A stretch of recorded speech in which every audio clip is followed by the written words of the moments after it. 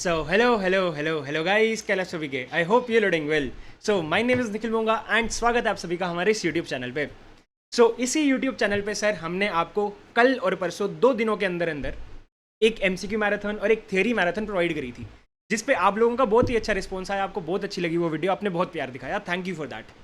And now to give you guys a final push, we are here with the formula marathon. अगर आप लोगों को ऐसा लगता है कि सर हमने सारे का सारा एएफएम पढ़ तो लिया, लेकिन अभी हमें कॉन्फिडेंस नहीं आ रहा कि यार हमें फॉर्मूलाज याद हैं कि नहीं है, कि क्या फॉर्मूलाज हमारे दिमाग में बैठ गए हैं, हमें नहीं पता। सर हमें क्विकली गो थ्रू करने हैं सारे के सारे फॉर्मूलाज। आप लोग मेरे साथ ये वीडियो देखिए और हम क्विकली जितने भी सारे आपके एएफएम में इंपॉर्टेंट फॉर्मूलाज हैं वो सब क्विकली रिवाइज करेंगे। एंड हमने सारे के सारे इंपॉर्टेंट फॉर्मूलाज इस पीडीएफ में कंपाइल कर दिए। अगर आपको ये पीडीएफ चाहिए तो आप हमारे टेलीग्राम चैनल से ले सकते हैं। इसके अलावा अगर आप लोगों ने अभी थियरी मैराथन नहीं देखी है तो मेरे दोस्त फटाफट से जाइए थियरी मैराथन भी देखिए, आपके 20 मार्क्स इंश्योर करिए। बहुत बहुत अच्छा रिस्पॉन्स आया उस वीडियो पे और हमने पूरा का पूरा इस तरीके से उस वीडियो को रिकॉर्ड कराया कि आप लोगों को वो थियरी याद ही हो जाएगी। अगर आपने थियरी मैराथन नहीं देखी है तो जाकर थियरी मैराथन भी देख लीजिए एंड फॉर्मूला मैराथन भी आप देखिए, सो दैट आपको क्विकली सारे के सारे फॉर्मूलाज जो हैं वो गो थ्रू हो जाएंगे। इंपॉर्टेंट फॉर्मूलाज जो भी आपके हैं वो सब गो थ्रू होने वाले हैं यहाँ पर इस वीडियो के अंदर, एंड आपको एक अच्छा खासा कॉन्फिडेंस आ जाएगा इस वीडियो की मदद से। Now without wasting any further time हम फटाफट से वीडियो के अंदर जंप ऑन करते हैं। सबसे पहला चैप्टर आपका आता है financial policy and corporate strategy.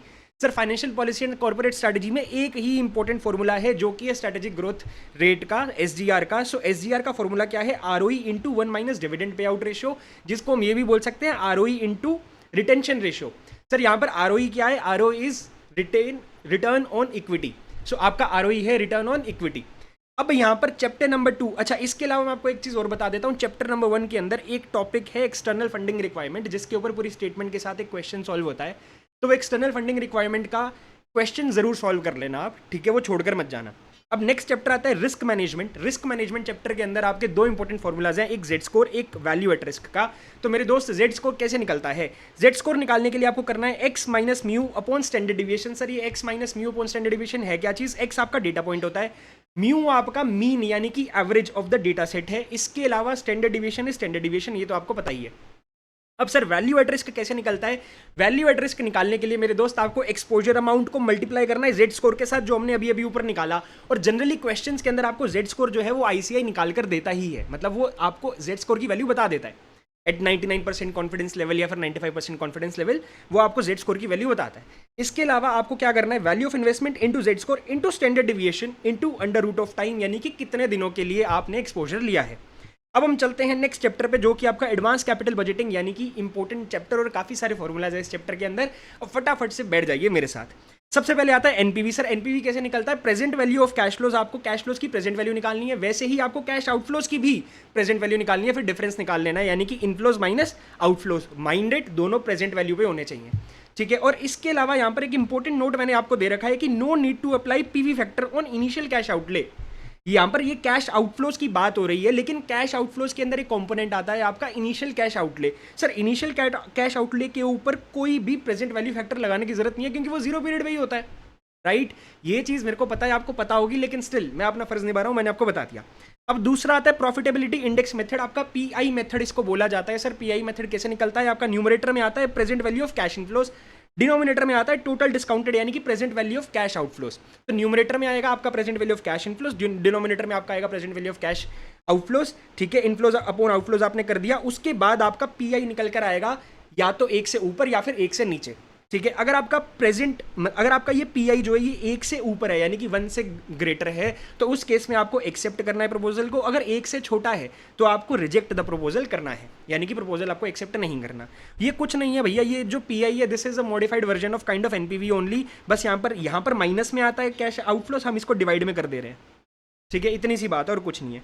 अब इसके अलावा बाद में आता है आईआरआर। सर आईआरआर क्या है? आईआरआर एक ऐसा डिस्काउंट रेट है, आईआरआर एक ऐसा डिस्काउंट रेट है जहां पर आपके present value of cash inflows equate हो जाते हैं present value of cash outflow के साथ, ठीक है। इसके अलावा आपको आईआरआर निकालने के लिए hit and trial method use करना पड़ता है, उसके बाद आप इंटरपोलेट करते हो, हाँ जी, नेक्स्ट आपका आता है MIRR which is modified internal rate of return. Sir ये क्या होता है? इसके अंदर फॉर्मूला है total cash inflows received at the end of the project, यानी कि प्रोजेक्ट के अंत पे आपको जो टोटल कैश इनफ्लोज मिले वो उसको डिवाइड कर दो आप initial investment in the project, उसकी पावर 1/t-1। सर ये यहाँ पर eight the end of the project क्यों बोला जा रहा है? क्योंकि मेरे दोस्त यहाँ पर अज्यूम किया जाता है, MIRR के केस में अज्यूम किया जाता है कि जो कैश फ्लोज आपको ईच ईयर मिल रहे हैं वो री इन्वेस्ट हो रहे हैं। इसलिए हम बोलते हैं total cash inflows received at the end of the project divide by initial investment in the project, उसकी power 1/t-1। This is your MIRR। Next आता है वाइल, ये एक इंपॉर्टेंट पॉइंट मैंने लिखा हुआ है कि आप जब एनुअल CFAT निकालते हो, जब आप annual cash flow after taxes निकालते हो, CFAT निकालते हो इस चैप्टर के अंदर, आपको भूलना नहीं है टैक्स बेनिफिट ऑन डेप्रिसिएशन लेना। कुछ बच्चे टैक्स बेनिफिट ऑन डेप्रिसिएशन लेना भूल जाते हैं, जिसकी वजह से मिस्टेक हो जाती है, और ये आपको नहीं भूलना है बिकॉज वैसे depreciation is a cashless expenditure, लेकिन उसके ऊपर आपको टैक्स बेनिफिट तो मिलता है ना। अब उसके बाद आता है calculation of nominal cash flows. Nominal cash flows कैसे निकलते हैं कि भैया देखो, इसमें दो केसेस बनते हैं, दो सिनेरियोज बनते हैं कि अगर इन्फ्लेशन रेट हर साल के लिए बराबर है, दूसरा बनता है अगर इन्फ्लेशन रेट हर साल के लिए अलग है। तो मेरे दोस्त अगर हर साल के लिए इन्फ्लेशन रेट बराबर है तो आपको रियल कैश फ्लोज को सीधा 1 प्लस इन्फ्लेशन रेट की पावर t के साथ मल्टीप्लाई करना है। अगर वो ईयर 1 है तो पावर 1 हो जाएगी, ईयर दूसरे साल का निकाल रहे हो तो पावर 2 हो जाएगी, तीसरे साल का निकाल रहे हो तो पावर 3 हो जाएगी, एंड सो ऑन। ठीक है, लेकिन अगर आपका इन्फ्लेशन रेट हर साल में अलग है तो उस केस में क्या करोगे? Nominal cash flow for year 1 आपका कैसे निकलेगा? रियल कैश फ्लो, ये RCF आपका रियल कैश फ्लो है, इसको आपने मल्टीप्लाई करा 1 plus inflation rate for year 1। अब ईयर 2 में आपको क्या करना है? ईयर 1 का इन्फ्लेशन रेट लगाना है और ईयर 2 का इन्फ्लेशन रेट लगाना है। ईयर 3 में आपको क्या करना है? इन्फ्लेशन रेट ऑफ ईयर 1 लगाना है, ईयर 2 लगाना है, ईयर 3 लगाना है। वैसे ही जब आप NCF ऑफ ईयर n निकाल रहे हो तो उस केस में आपको RCF into inflation rate of year 1, inflation rate of year 2, ऐसे करते करते आप nth ईयर तक जाओगे और हर ईयर के साथ मल्टीप्लाई करोगे। अब उसके बाद वो बोल रहे हैं how to convert real discounting rate to nominal discounting rate, यानी कि अगर आपको क्वेश्चन के अंदर रियल डिस्काउंटिंग रेट दे रखा है लेकिन आपके पास कैश फ्लोज जो है वो नॉमिनल वाले हैं, तो आपको नॉमिनल डिस्काउंटिंग रेट चाहिए होगा। वो आप कैसे निकालोगे? 1 plus real rate into 1 plus inflation rate -1 आप कर दोगे।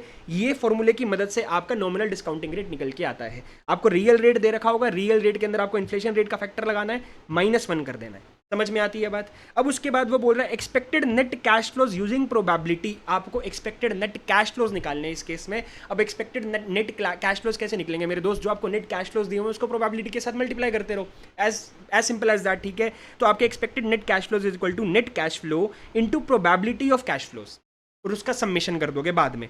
अब नेक्स्ट क्वेश्चन इसमें आपको बोल रहा है expected net present value using probability. आपको एक्सपेक्टेड नेट प्रेजेंट वैल्यू निकालनी है।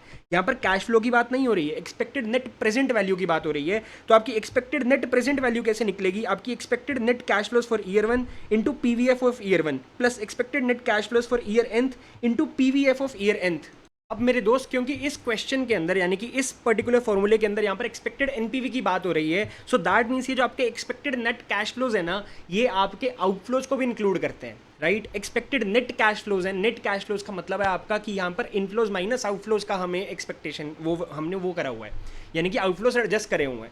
दैट्स वाई ये एक्सपेक्टेड NPV निकल कर आएगा, अदरवाइज तो कैश इनफ्लोज ही हो जाता ना।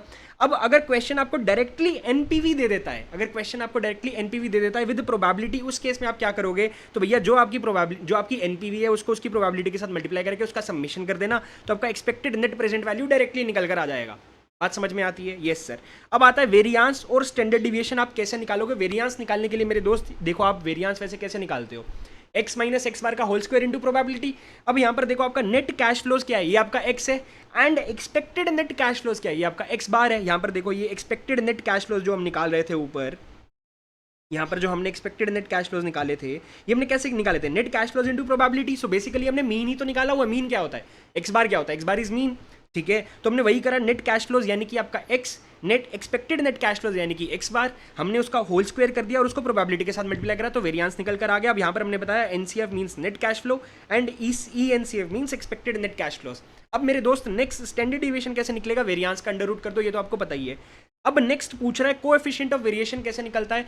कोएफिशिएंट ऑफ वेरिएशन निकालने के लिए मेरे दोस्त standard deviation upon expected return या फिर एक्सपेक्टेड कैश फ्लोज आप कर दो, आपका कोएफिशिएंट ऑफ वेरिएशन निकल कर आ जाएगा। Next is risk adjusted discount rate. Sir risk adjusted discount rate कैसे निकलता है? उसके अंदर आपको risk free rate plus risk premium करना होता है।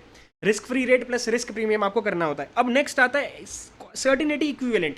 सर सर्टिनिटी इक्विवेलेंट कैसे निकलेगा? सर ये सर्टिनिटी इक्विवेलेंट है क्या चीज़? बेसिकली आपको क्वेश्चन में सर्टिनिटी इक्विवेलेंट कोएफिशिएंट दिया होगा। अगर आप सर्टिनिटी इक्विवेलेंट कोएफिशिएंट को मल्टीप्लाई करते हो अनसर्टेन रिस्की कैश फ्लोज के साथ, तो आपके सर्टेन कैश फ्लोज निकल कर आएंगे।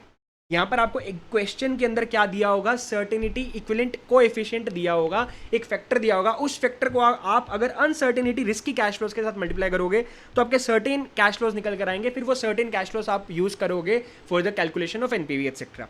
ठीक है, अब नेक्स्ट आता है सेंसिटिविटी एनालिसिस। अब सर सेंसिटिविटी एनालिसिस के अंदर क्या होता है? When changing factors with fixed adverse change, या तो दो तरीके से होते हैं, या तो आप फैक्टर्स को फिक्स्ड एडवर्स चेंज के साथ चेंज करोगे, या फिर आप इंडिविजुअल फैक्टर को चेंज करोगे in such a way that NPV become zero. अब भैया जब आप फिक्स्ड एडवर्स चेंज के साथ करते हो तो आपको क्या करना है? जो आपका एग्जिस्टिंग एनपीवी निकल के आ रहा है, पहले तो भैया जो नॉर्मल सर्कमस्टांसेस आपको दे रखे हैं उसके बेसिस पे आपको एनपीवी निकालना है। दूसरा आपको रिवाइज्ड एनपीवी निकालना है जब आप ईच फैक्टर को चेंज करके देख लोगे। फिर divide by existing NPV into 100 करते हो तो हर केस में कुछ परसेंट निकल कर आएगा। अब भैया जिस केस में सबसे बड़ा एडवर्स चेंज निकल के आ रहा है, जिस फैक्टर के चेंज होने की वजह से सबसे बड़ा एडवर्स चेंज निकल के आ रहा है, वो मोस्ट सेंसिटिव फैक्टर होगा। अब भैया जब आप फैक्टर्स इंडिविजुअल फैक्टर को सच वे में चेंज कर रहे हो कि भैया आपकी एनपीवी जो है वो जीरो बन जाए, उस केस में क्या होगा? तो आपको परसेंटेज चेंज इन एनपीवी निकालना है। एक तो आपका रिवाइज्ड फैक्टर वैल्यू, यानी कि जो आपने लेट्स से फैक्टर क्या है सर, जैसे कि लेट्स से सेल्स की बात कर रहे हैं तो अपने sales selling price per unit को चेंज करके देखा तो रिवाइज्ड फैक्टर वैल्यू आपका आ गया, यानी कि रिवाइज्ड सेलिंग प्राइस आ गया। और आपका जो एग्जिस्टिंग फैक्टर वैल्यू, यानी कि आपकी एग्जिस्टिंग सेल्स वैल्यू क्या है, sales selling price per unit क्या है, आपने वो करा and divide by existing factor value into 100 आप जब करोगे तो आपका यहाँ पर कुछ ना कुछ परसेंट निकल कर आएगा। अब भैया जिस परसेंट की वजह से लोएस्ट चेंज निकल के आ रहा है, जिस परसेंट से लोएस्ट चेंज आ रहा है वो आपका मोस्ट सेंसिटिव होगा। सर यहाँ पर लोएस्ट चेंज वाला मोस्ट सेंसिटिव क्यों है? यहाँ पर लोएस्ट चेंज वाला मोस्ट सेंसिटिव इसलिए है कि भैया जिसमें थोड़ा सा भी, मतलब वो वाले फैक्टर में थोड़ा सा भी चेंज आ रहा है तो एनपीवी जीरो हो जा रही है। जिसका परसेंटेज बहुत बड़ा है उसमें यानी कि बहुत ज़्यादा परसेंट का चेंज आना जरूरी है, उसके बाद एनपीवी जीरो होगा। अब यहाँ पर जो लोएस्ट वाला है वहाँ पर हल्का सा छोटा सा चेंज आएगा तो मेरे दोस्त एनपीवी जो है जीरो हो जाएगी। तो that means it is most sensitive. Next आता है हिलियर मॉडल। तो सबसे पहले हिलियर मॉडल किस केस में अप्लाई होता है, पहले हम वो देख लेते हैं। देखो Hillier model is applicable when, एक तो जब इंडिपेंडेंट को अनकोरिलेटेड कैश फ्लोज आपको दिए होते हैं हर साल के अंदर, यानी कि जो आपके कैश फ्लोज है वो इंडिपेंडेंट है। दूसरा आपको परफेक्टली डिपेंडेंट कैश फ्लोज दे रखे हैं, तब हिलियर मॉडल लगता है। मेरे दोस्त जब ऐसा केस सिनेरियो होता है जब आपके कैश फ्लोज पार्शियली डिपेंडेंट है, यानी कि ना तो वो डिपेंडेंट है, मतलब डिपेंडेंट है बट परफेक्टली डिपेंडेंट नहीं है, मतलब वो बीच के हैं, ना तो परफेक्टली डिपेंडेंट है और ना ही परफेक्टली इंडिपेंडेंट है, बीच वाले कैश फ्लोज है, तो उन पे हिलियर मॉडल नहीं लगता। So basically means dependent but not perfectly dependent, उस केस में आपका हिलियर मॉडल नहीं लगेगा। अब सर हिलियर मॉडल को हम कैलकुलेट कैसे करते हैं? स्टेप वन आपको दे रखा है, calculate variance of cash flows of individual years separately. आपको हर साल का कैश फ्लो सेपरेटली निकालना है। उसके बाद आपको ओवरऑल वेरिएंस निकालने के लिए क्या करना होगा? ओवरऑल वेरिएंस निकालने के लिए मेरे दोस्त जो आपने हर साल का इंडिविजुअल वेरिएंस निकाला ना, हर साल के इंडिविजुअल वेरिएंस की आपको प्रेजेंट वैल्यू निकालनी है। अब जैसे वेरिएंस ऑफ ईयर 1 इसकी प्रेजेंट वैल्यू निकालेंगे, लेकिन प्रेजेंट वैल्यू निकालते टाइम ना हम जो फैक्टर होगा, यानी कि जैसे हम देखो 1 प्लस के यानी कि डिस्काउंट रेट, उसकी पावर 1 है, 1 की पावर को हम डबल कर देंगे, हर पावर को डबल करते जाएंगे।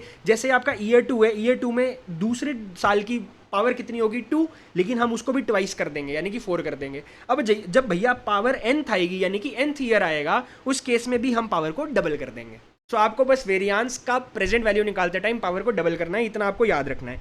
अब नेक्स्ट आता है optimum replacement cycle. Optimum replacement cycle के लिए आपको ईएसी निकालना पड़ता है, इक्विवेलेंट एनुअल कॉस्ट। ये कैसे निकलती है? Present value of cash flows को आप present value of annuity factor के साथ डिवाइड करोगे और आपका आंसर निकल के आ जाएगा। Adjusted present value. Sir adjusted present value कैसे निकलता है? इसके अंदर आपको बेस एनपीवी निकालना है। बेस एनपीवी किससे निकालोगे? Using the cost of equity as discount rate. Cost of equity को डिस्काउंट रेट यूज करके आप निकालोगे। उसके अंदर आपको ऐड करना है present value of tax benefit on interest. Interest के ऊपर जो आपको टैक्स बेनिफिट मिलता है उसकी भी प्रेजेंट वैल्यू, कि भैया डेप्रिसिएशन के ऊपर आप इंटरेस्ट के ऊपर आपको जो टैक्स बेनिफिट मिल रहा है, कि लेट्स से आपका 5,000 रुपये का इंटरेस्ट है, 5,000 रुपये के इंटरेस्ट के ऊपर जो आपको टैक्स बेनिफिट मिल रहा है, लेट्स से आपका 30% का टैक्स है, इसकी भी प्रेजेंट वैल्यू निकालनी है। प्रेजेंट वैल्यू फैक्टर के साथ आपको मल्टीप्लाई करना है। So interest into tax rate into present value factor. समझ में आती है बात? इससे आपको जब आप ऐड करोगे तो आपका एडजस्टेड एनपीवी निकल कर आ जाएगा। चलो मेरे दोस्त, अब सिक्योरिटी एनालिसिस के चैप्टर पे चलते हैं। सिक्योरिटी एनालिसिस के चैप्टर के अंदर सबसे पहला टॉपिक आता है arithmetic moving average. Sir AMA बोलते हैं इसको। अर्थमेटिक मूविंग एवरेज कैसे निकलेगा? इसके अंदर आपको P1 P2 P3 इन सब का सम करना है। सर ये P1 P2 P3 है क्या? सर P1 P2 P3 जो है आपके क्लोजिंग प्राइस ऑफ शेयर्स है फॉर द कवर्ड पीरियड, यानी कि जो आपका कवर्ड पीरियड है उसके शेयर्स के प्राइसेस, वो भी closing prices, and divide by n करना है। n is the number of periods in the average, यानी कि आपके नंबर ऑफ पीरियड्स कितने पीरियड्स हम कवर कर रहे हैं, वो सारे पीरियड्स से नंबर ऑफ पीरियड्स के साथ आपको डिवाइड कर देना है। अब आता है exponential moving average. Sir EMA कैसे निकलता है? ईएमए ऑफ टुडे निकालने के लिए आपको closing price of share today लेना है, उसके अंदर से आपको ईएमए पिछले दिन का, यानी कि लास्ट डे का ईएमए सब्ट्रैक्ट कर देना है, उसको मल्टीप्लाई करना है आप के साथ। सर के क्या है अभी आपको बताता हूँ, प्लस ईएमए ऑफ यस्टरडे आपको सेपरेटली ऐड कर देना है। या फिर आप इसको दूसरे तरीके से भी निकाल सकते हो, EMA of today is equal to closing price of share today, यानी कि आज का क्लोजिंग प्राइस, उसको आप के से मल्टीप्लाई करोगे, plus EMA of yesterday into 1 minus के। अब यहां पर आपको लग रहा होगा ये थोड़ा थोड़ा एवरेज जैसा लग रहा है, एवरेज जैसा लग रहा है कि हमने आज का क्लोजिंग प्राइस ऑफ शेयर लिया, उसको के साथ मल्टीप्लाई करा, और कल का, यानी कि अभी तक हमने जो ईएमए निकाला था लास्ट डे का, उसको हमने मल्टीप्लाई करा 1 माइनस के साथ। थोड़ा थोड़ा एवरेज सा लग रहा है, तो ये याद करना थोड़ा सा आसान रहता है, मेरे को ऐसा पर्सनली लगता है। आप दोनों में से कोई भी रेफर कर सकते हो। अब सर के क्या है? K is equal to 2 divide by n+1, इसको सूदिंग फैक्टर भी बोलते हैं, इसको स्मूदिंग फैक्टर भी बोलते हैं। एंड यहां पर से 2 डिवाइड बाई n+1 में n क्या है? n is number of days for which average is required. n क्या है? Number of days for which average is required. अब एनालिसिस क्या बोलता है ईएमए और एएमए का, इन दोनों का एनालिसिस हम बोल देते हैं कि क्या बोलता है। अगर ईएमए और एएमए जो है वो अगर इंक्रीज कर रहा है तो मार्केट जो है वो बुलिश है। अगर आपका ईएमए एएमए दोनों में से कुछ भी अगर वो डिक्रीज कर रहा है तो मार्केट जो है वो बियरिश है। दोनों के केस में सेम एनालिसिस होता है, जब इंक्रीज करेगा आपका मूविंग एवरेज तब आपका मार्केट बुलिश है, जब डिक्रीज करेगा तो मार्केट आपकी बियरिश है, सिंपल सा है। अब नेक्स्ट आता है serial correlation test. Next sir serial correlation test क्या है? सीरियल कोरिलेशन टेस्ट कोई भी आपको ना दो पैरेलल पीरियड्स का आपको डेटा कंपेयर करना पड़ता है। सो यहाँ पर एग्जांपल मैंने आपको दिया है कि भैया अगर आपके पास 30 डेज का डेटा सेट दिया हुआ है, अगर आपको 30 डेज का डेटा सेट दे रखा है तो आपका 30 डेज के डेटा सेट को 2 डेटा सेट में डिवाइड करना है 15-15। 15 दिन का एक डेटा सेट हो जाएगा, 15 दिन का दूसरा डेटा सेट हो जाएगा। अब उन दोनों डेटा सेट को मिलाकर आपको क्या करना है? आपको कोरिलेशन निकालना है। कोरिलेशन कैसे निकलता है? Covariance of data set 1 and data set 2 divide by standard deviation of data set 1 into standard deviation of data set 2। बात समझ में आती है? कोवेरियंस निकालना है डिवाइड बाय स्टैंडर्ड डिविएशन। ये तो मतलब कोरिलेशन तो हमें निकालना आता ही है, पोर्टफोलियो में भी हमने बहुत सीखा है, ठीक है। तो सिमिलरली बस उसी तरीके से करना है। बस यहाँ पर कैच ये है कि आपको सिंगल पीरियड डेटा को 2 डेटा सेट्स के अंदर डिवाइड करना है। ऑलराइट, अब आता है run test. Sir run test क्या है मेरे दोस्त? रन टेस्ट में देखो आपके नंबर ऑफ रन्स आपको सबसे पहले कंप्यूट करने होते हैं। नंबर ऑफ रन्स निकलते कैसे हैं कि भैया आपको सबसे पहले साइंस निकालने हैं। अगर आपका शेयर के प्राइस में इंक्रीज आ रहा है, increase in price is designated as plus. अगर आपके शेयर के प्राइस में डिक्रीज आ रहा है हम उसको डेजिग्नेट करते हैं एज ए माइनस। अब भैया जब तक शेयर के प्राइस बढ़ते जाएंगे यानी कि प्लस प्लस प्लस प्लस, तब तक उसको फर्स्ट रन होगा। जैसे ही एक चेंज आया तब से सेकंड रन शुरू हो जाएगा, और जब तक वो सेकंड चेंज यानी कि माइनस माइनस माइनस माइनस चल रहा है उसको सेकंड रन बोलेंगे। फिर अगेन प्लस आ गया तो भैया यहाँ पर सेकंड रन ब्रेक हो गया, अब तीसरा रन शुरू हो गया। जब तक प्लस प्लस प्लस चलते रहेंगे ये थर्ड रन कहलाएगा। अब भैया यहां पर आपको रन टेस्ट करना कैसे है? स्टेप 1 आपको दे रखा है calculate number of runs as explained above. आपको नंबर ऑफ रन्स कंप्यूट करने हैं। स्टेप 2 में आपको calculate the expected number of runs. अब आपको एक्सपेक्टेड नंबर ऑफ रन्स निकालने हैं मेरे दोस्त। वो कैसे निकलता है? 2 into n1 into n2। Sir ये n1 n2 क्या है अभी बताता हूं। 2 into n1 into n2 divide by n1 plus n2। Last में सेपरेटली एक +1 भी आपको कर देना है। सर अब n1 n2 बता दो मेरे दोस्त। n1 आपको बता रखा है, n1 is total plus science, यानी कि आपने ऊपर जो निकाले उसमें से जो आपने ऊपर साइंस निकाले उसमें कितने पॉजिटिव साइंस हैं वो आपका n1 है, और कितने आपके नेगेटिव साइंस हैं हम उसको बोलेंगे n2, ठीक है। सो 2 into total plus science into total minus science divide by total number of positive science plus total number of negative science, फिर सेपरेटली +1। ये आपका एक्सपेक्टेड नंबर ऑफ रन्स निकल कर आ जाएगा। इसको म्यू भी बोला जाता है प्यार से। सर अब तीसरा स्टेप बोलता है कि आपको स्टैंडर्ड डिविएशन ऑफ रन्स निकालना है। अब ये स्टैंडर्ड डिविएशन ऑफ रन्स कैसे निकलता है? सर इसका एक बहुत ही बड़ा क्रिटिकल सा फॉर्मूला है। इसको सिंप्लीफाई किया जा सकता है with the help of this, क्योंकि अगर आप देखो ये फॉर्मूले के अंदर n1 n2 बहुत बार यूज हो रहा है। तो इसको सिंप्लीफाई करने की जब मैंने कोशिश करी तो ये निकल कर ऐसे आता है μ-1 into μ-2 divide by n1 plus n2 -1। ये याद कर सकते हो आप, μ-1 into μ-2 divide by n1 plus n2 -1। Sir ये म्यू क्या है बेटा? अभी अभी ऊपर निकाला था वही म्यू है, that is expected number of runs, ठीक है। अब हम चलते हैं स्टेप 4 के ऊपर। अब आपको क्रिटिकल वैल्यूज निकालनी है मेरे दोस्त। क्रिटिकल वैल्यूज कैसे निकलती है? लोअर लिमिट आपकी है μ-1 टी इंटू स्टैंडर्ड डिविएशन, ये आपको बोर्ड मास का रूल पता होना चाहिए, यहाँ पर ब्रैकेट लगता है, ठीक है। सो इस तरीके से आप अपर लिमिट और लोअर लिमिट दोनों निकाल लोगे। अगर आपके नंबर ऑफ रन्स जो हैं, if number of runs falls within the upper limit, अगर आपके ये upper limit and lower limit इन दोनों रेंज के बीच में नंबर ऑफ रन्स आते हैं, तो भैया weak form of efficient market exist करती है, ठीक है। यहां पर हमारा खत्म होता है सिक्योरिटी एनालिसिस का चैप्टर। अब हम चलेंगे सिक्योरिटी वैल्यूएशन पे। सिक्योरिटी वैल्यूएशन में सबसे पहला फॉर्मूला है इक्विटी रिस्क प्रीमियम पे। सर इक्विटी रिस्क प्रीमियम के लिए सबसे पहले मैं आपको सीएपीएम बता देता हूं। सीएपीएम के हिसाब से क्या होता है, expected return is equal to risk free rate of return plus beta into RM minus RF.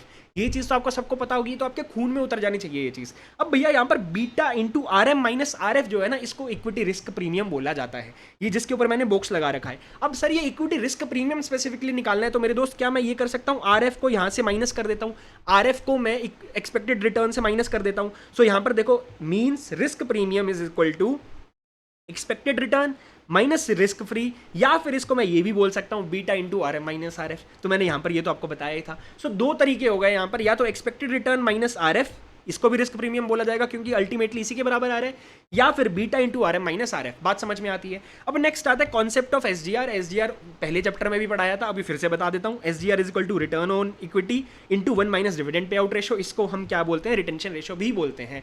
अब नेक्स्ट आता है valuation of equity shares. Valuation of equity shares करने के लिए भैया डिफरेंट मॉडल्स हैं। सबसे पहला मॉडल आपका आता है dividend based models. Dividend based models के अंदर देखो, अगर आपका based on holding period of 1 year, अगर आपका होल्डिंग पीरियड है यानी कि जो आप शेयर को होल्ड करके रख रहे हो वो 1 साल के लिए होल्ड करके रख रहे हो, उस केस में क्या होगा, आपका शेयर का प्राइस है is equal to D1 upon 1 plus KE plus P1, यानी कि जो आपका सेलिंग प्राइस है उसकी भी आप प्रेजेंट वैल्यू निकाल दो, उसकी भी आप प्रेजेंट वैल्यू निकाल दो। अब आता है मल्टी होल्डिंग पीरियड, जिसके अंदर जीरो ग्रोथ है। मल्टी होल्डिंग पीरियड के अंदर कोई ग्रोथ नहीं है, यानी कि इसके अंदर P0 निकलेगा, यानी कि शेयर का प्राइस निकलेगा डिविडेंड अपॉन KE। इसके अंदर शेयर का प्राइस निकलेगा डिविडेंड अपॉन KE। अगर कांस्टेंट ग्रोथ आती है तो ये होता है D1 अपॉन KE माइनस जी। बात समझ में आती है। नेक्स्ट आता है वेरिएबल ग्रोथ इन डिविडेंड। जब आपके डिविडेंड में वेरिएबल ग्रोथ है तो भैया जो आपका डिस्क्रीट ग्रोथ फेज है, जो आपका डिस्क्रीट ग्रोथ फेज है, हम उनके डिविडेंड्स को इंडिविजुअली उनकी प्रेजेंट वैल्यू निकालते रहेंगे, फिर लास्ट में टर्मिनल वैल्यू जो निकलेगी उसकी भी प्रेजेंट वैल्यू निकालेंगे। बात समझ में आती है कि नहीं।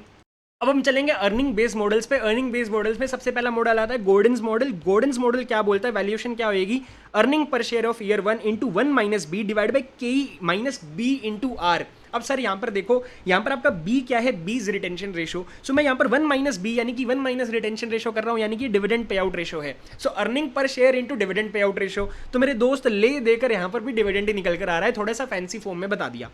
KE minus B into R, मेरे दोस्त B इंटू आर क्या है, ऊपर अभी मैंने आपको बताया return on equity into retention ratio क्या होता है, ग्रोथ रेट होता है।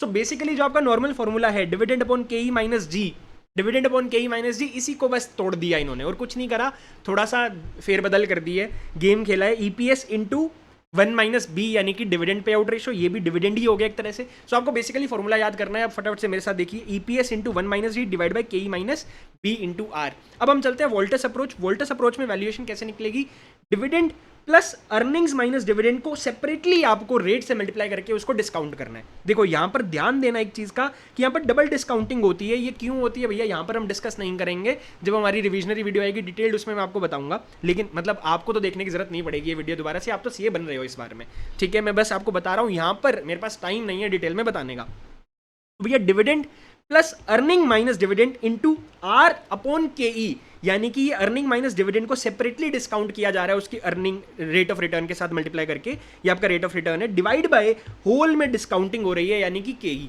अब आता है नेक्स्ट मॉडल आता है earnings growth model. Sir earning growth model क्या बोलता है कि यहाँ पर हमें अर्निंग को ग्रो करवाना है। सो दैट मीन्स आप यहाँ पर जैसे डिविडेंड के साथ ग्रो, पहले डिविडेंड को ग्रो करवाते थे यानी कि डिविडेंड ग्रोथ मॉडल, तो यहाँ पर उसकी जगह पे अर्निंग आ जाएगी, EPS आ जाएगा, EPS into 1 plus g divide by ROE minus g. मेरे दोस्त यहाँ पर ध्यान देना, KE नहीं आएगा, यहाँ पर ROE आएगा, ध्यान देना, ध्यान, यहाँ पर ROE आना है, ICI इसको यहाँ पर ROE लिखता है, तो आपको भी एग्जाम में ROE ही लिख कर आना है। अब आता है next cash flow based models. Cash flow based models में भी कुछ नहीं है भैया, जैसे डिविडेंड को ग्रो करवाते थे वैसे यहाँ पर FCFE को ग्रोथ करवाएंगे, उसके ऊपर ग्रोथ रेट लगा देंगे। सो FCFE into 1 plus growth rate divide by KE minus D। Simple है। FCFE कैसे निकलेगा, free cash flow for equity कैसे निकलेगा, आपको नेट इनकम लेनी है, नेट इनकम के में से आपको केपेक्स माइनस करना है, capex net of depreciation minus करना है, फिर इसके ऊपर भी आप 1 माइनस डेट रेशो के साथ मल्टीप्लाई कर रहे हो। क्यों, क्योंकि आपको सिर्फ और सिर्फ इक्विटी का पोर्शन लेना है यहाँ पर, क्योंकि यहाँ पर free cash flow for equity आ रहा है,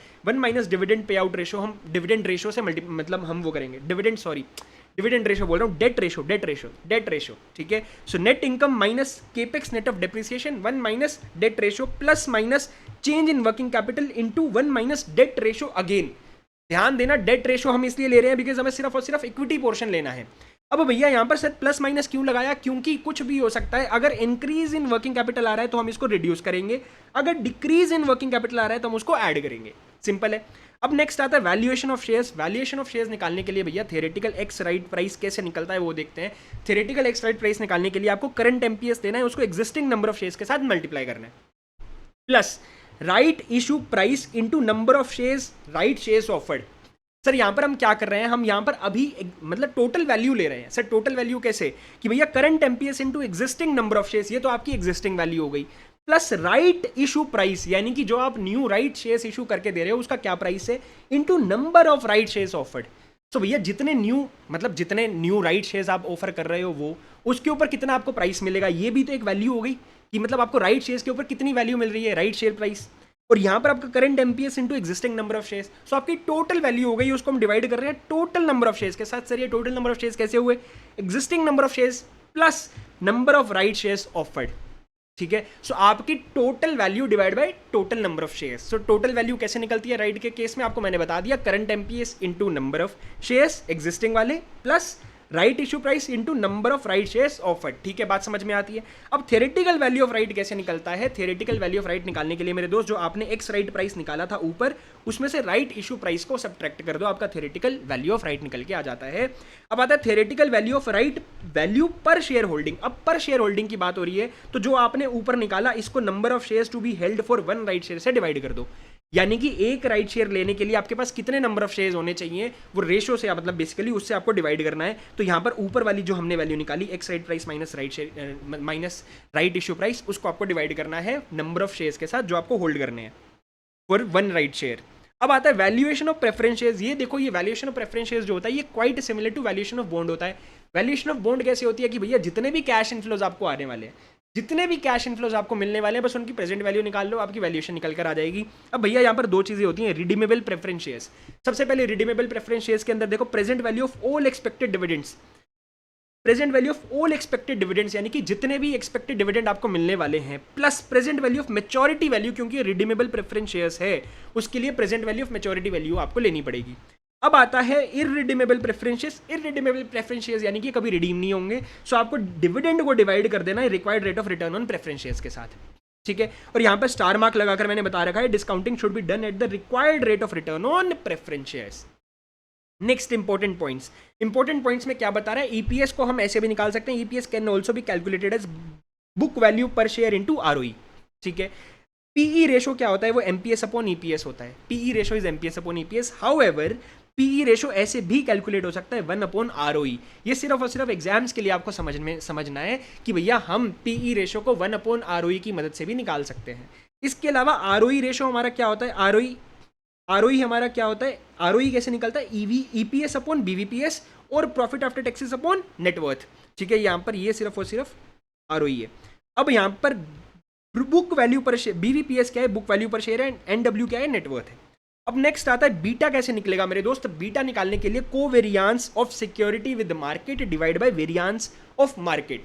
यहाँ पर S is security, M is market. So दोबारा सुनेंगे, covariance of security with the market divide by variance of the market. अब भैया इंट्रिंसिक वैल्यू ऑफ बॉन्ड्स की बात आ जाती है। इंट्रिंसिक वैल्यू ऑफ बॉन्ड्स में भी अगेन दो तरीके के बॉन्ड्स होते हैं, रिडीमेबल या फिर इरिडीमेबल। रिडीमेबल के केस में क्या होता है, present value of annual interest payable on bond. Again वहां पर सारे के सारे डिविडेंड थे आपके प्रेफरेंस शेयर्स में, यहाँ पर सारे के सारे आपके इंटरेस्ट, जितने भी इंटरेस्ट मिलने वाले हैं उनकी प्रेजेंट वैल्यू निकाल लो, उसमें आप ऐड करोगे principal amount of the bond repayable on maturity, ठीक है। फिर जब आप इसका सम कर दोगे तो आपका इंट्रिंसिक वैल्यू ऑफ बॉन्ड निकल कर आ जाएगा। अब in case of irredeemable bonds कैसे निकलेगा, अगेन प्रेफरेंस शेयर जैसा ही है, interest upon required rate of return on bonds. यहाँ पर बस रिक्वायर्ड रेट ऑफ रिटर्न आपको डेट वाला लेना है, in case of zero coupon bonds क्या होता है, जीरो कूपन बॉन्ड्स क्या होते हैं मेरे दोस्त, देखो जीरो कूपन बॉन्ड्स जो होते हैं वो इशू होते हैं डिस्काउंट पे और उसकी मैच्योरिटी होती है फेस वैल्यू पे। तो यहां पर अगर आपको जीरो कूपन बॉन्ड्स की present value zero coupon bonds की इंट्रिंसिक वैल्यू निकालनी है तो आपको present value of redemption amount करना है, और रिडेम्पशन अमाउंट क्या है, face value. So that means present value of face value as zero coupon bonds are issued at discount and are redeemed at par.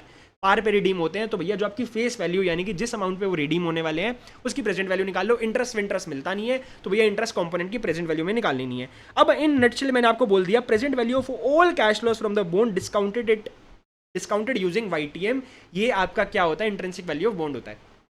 Next आता है bond yield. Sir bond yield क्या होता है, bond yield के अंदर देखो दो चीजें आती है, करंट यील्ड एंड वाईटीएम। अब भैया वाईटीएम कैसे निकालना है, YTM is equal to discount rate at which present value of cash flows is equal to market price of the bond. ध्यान देना ये आईआरआर वाला कॉन्सेप्ट मिक्स मत कर देना। यहां पर आईआरआर में क्या होता है, वो दोनों बराबर हो जाते हैं, इनफ्लोज एंड आउटफ्लोज। लेकिन यहां पर ऐसा रेट आपको लेना है जहां पर present value of cash flows जो है वो बराबर हो जाएगा market price of the bond, यानी कि बॉन्ड का अभी प्राइस क्या चल रहा है उससे। और वाईटीएम आप कैलकुलेट कैसे करोगे, हिट एंड ट्रायल मेथड से यूजिंग इंटरपोलेशन टेक्निक, ठीक है। और आपका करंट यील्ड क्या होता है, interest upon current market price of the bond into 100, interest upon current market price of the bond into 100। अब भैया नेक्स्ट आता है इरिडीमेबल बॉन्ड्स। इरिडीमेबल बॉन्ड्स के केस में ना मेरे दोस्त आपका वाईटीएम एंड करंट यील्ड दोनों बराबर होते हैं। अब वाईटीएम एंड करंट यील्ड दोनों आपके बराबर होते हैं तो निकलता कैसे, interest upon current market price of the bond into 100। समझ में आती है बात। अब भैया बेसिक रूल्स कुछ बता रखे हैं जो आपको दिमाग में रखने हैं कि भैया अगर वाईटीएम और कूपन रेट बराबर है, अगर वाईटीएम एंड कूपन रेट दोनों बराबर हैं then bonds are selling at par. अगर वाईटीएम जो है वो कूपन रेट से बड़ा है, if YTM is greater than the coupon rate then bond are selling at discount. अगर जो वाईटीएम है वो कूपन रेट से लेस है तो bond are selling at premium, bonds are selling at premium, ठीक है। अब आता है बॉन्ड ड्यूरेशन। बॉन्ड ड्यूरेशन निकालने के भी कुछ तरीके हैं। एक आप टेबल की मदद से निकाल सकते हो, एक आप फॉर्मूले की मदद से निकाल सकते हो। मेरे दोस्त मत देखना इसको मत देखना, इग्नोर कर दो। मैंने बस कवरेज के पर्सपेक्टिव से यहाँ पर लिख कर रखा है, लेकिन ये फॉर्मूला देखकर ही आप डर जाओगे, घबरा जाओगे। टेबल की मदद से निकालेंगे, सबसे आसान तरीका देखो, सबसे पहले आपको ईयर्स लिखने हैं, फिर उसके कैश फ्लोज जो आपको बॉन्ड से मिलने वाले हैं, यानी कि इंटरेस्ट, हर साल आपको इंटरेस्ट मिलेगा, लास्ट में आपको इंटरेस्ट प्लस मेच्योरिटी अमाउंट मिलेगी, राइट। तो हर चीज़ को मतलब आपको हर कैश फ्लो को आपको लिख लेना है और प्रेजेंट वैल्यू फैक्टर आपको लिख लेना है। फिर cash flow into present value factor को आप मल्टीप्लाई करोगे तो प्रेजेंट वैल्यू निकल कर आएगी। अब मैंने प्रेजेंट वैल्यू पे एक बार ना ABCD लिख दिया कि भैया ये भी आपकी पहले साल की प्रेजेंट वैल्यू है, दूसरे साल की, तीसरे साल की, चौथे साल की, और इन सबका टोटल आ गया E। अब आपको वेट्स ऑफ पीवी निकालने। वेट्स ऑफ पीवी कैसे निकलता है कि भैया आप पहले साल का प्रेजेंट वैल्यू को टोटल के साथ डिवाइड कर दो तो आपके पहले साल का फैक्टर निकल के आ जाएगा। मैंने वही करा, देखो A डिवाइड बाई E कर दिया। दूसरे साल का भी ऐसे निकलेगा B डिवाइड बाई E, यानी कि दूसरे साल का present value divide by total of the present value, वही हमने करा। तो ये आपके वेट्स ऑफ पीवी आ गए। अब ये वेट्स ऑफ पीवी को आपको ईयर के साथ मल्टीप्लाई करना है, यानी कि दिस मल्टीप्लाई बाय E। अगर यहाँ पर ईयर 2 है, यहाँ पर अगर ईयर 1 आ रहा है, अगर यहाँ पर ईयर 1 आ रहा है तो ईयर 1 से मल्टीप्लाई कर देंगे, यानी कि जो भी अमाउंट आ रही होगी उसको 1 से मल्टीप्लाई। अगर यहाँ पर 2 लिखा रहा है दूसरे साल में तो यहाँ पर जो भी अमाउंट आ रही है उसको 2 से मल्टीप्लाई करेंगे और यहाँ पर लिख देंगे। सिमिलरली करते जाएंगे और जब इन सब का सम कर देंगे तो ये आपकी ड्यूरेशन ऑफ बॉन्ड निकल कर आती है। अब भैया इससे भी आसान तरीका जिसमें कैलकुलेशन एरर होने के चांसेस कम होते हैं। सर क्यों? क्योंकि यहाँ पर अगर आप करते हो ना, यहाँ पर कैलकुलेशन एरर होने के चांसेस रहते हैं, क्योंकि यहाँ पर आप एक एक फैक्टर निकाल रहे हो डिवाइड करके, डेसिमल में हल्का सा इधर उधर करा तो आंसर गलत हो जाएगा। अब यहाँ पर दूसरा तरीका है कि आप ईयर लिख लो हर साल का, कैश फ्लो लिख लो जो ऊपर बताया, फिर प्रेजेंट वैल्यू फैक्टर और कैश फ्लो को मल्टीप्लाई करके आप प्रेजेंट वैल्यू निकाल लो। अब प्रेजेंट वैल्यू आ गया, अब प्रेजेंट वैल्यू को सीधा टाइम के साथ मल्टीप्लाई करना है। अब यहाँ पर अगर 1 लिखा है और यहाँ पर जो प्रेजेंट वैल्यू आ रही है इन दोनों को मल्टीप्लाई करके लिख दो। ये सेकंड ईयर का है, यहाँ पर जो प्रेजेंट वैल्यू आ रही है इन दोनों को मल्टीप्लाई करो और यहाँ पर लिख दो। ऐसे करते करते इन तीनों का सम करो, sum of present value into time आ जाएगा। और ये जब आप बॉन्ड के प्रेजेंट वैल्यू का सम करते हो, हर साल के कैश इनफ्लो का सम करते हो, प्रेजेंट वैल्यू निकालते हो तो इंट्रिंसिक वैल्यू निकलती है बॉन्ड की, राइट। मैंने आपको बताया था इंट्रिंसिक वैल्यू क्या होती है, जो भी कैश फ्लो आ रहा है उसका प्रेजेंट वैल्यू करते हो और सम कर दो, वही तो हमने करा यहाँ पर। ये इंट्रिंसिक वैल्यू आ रही है।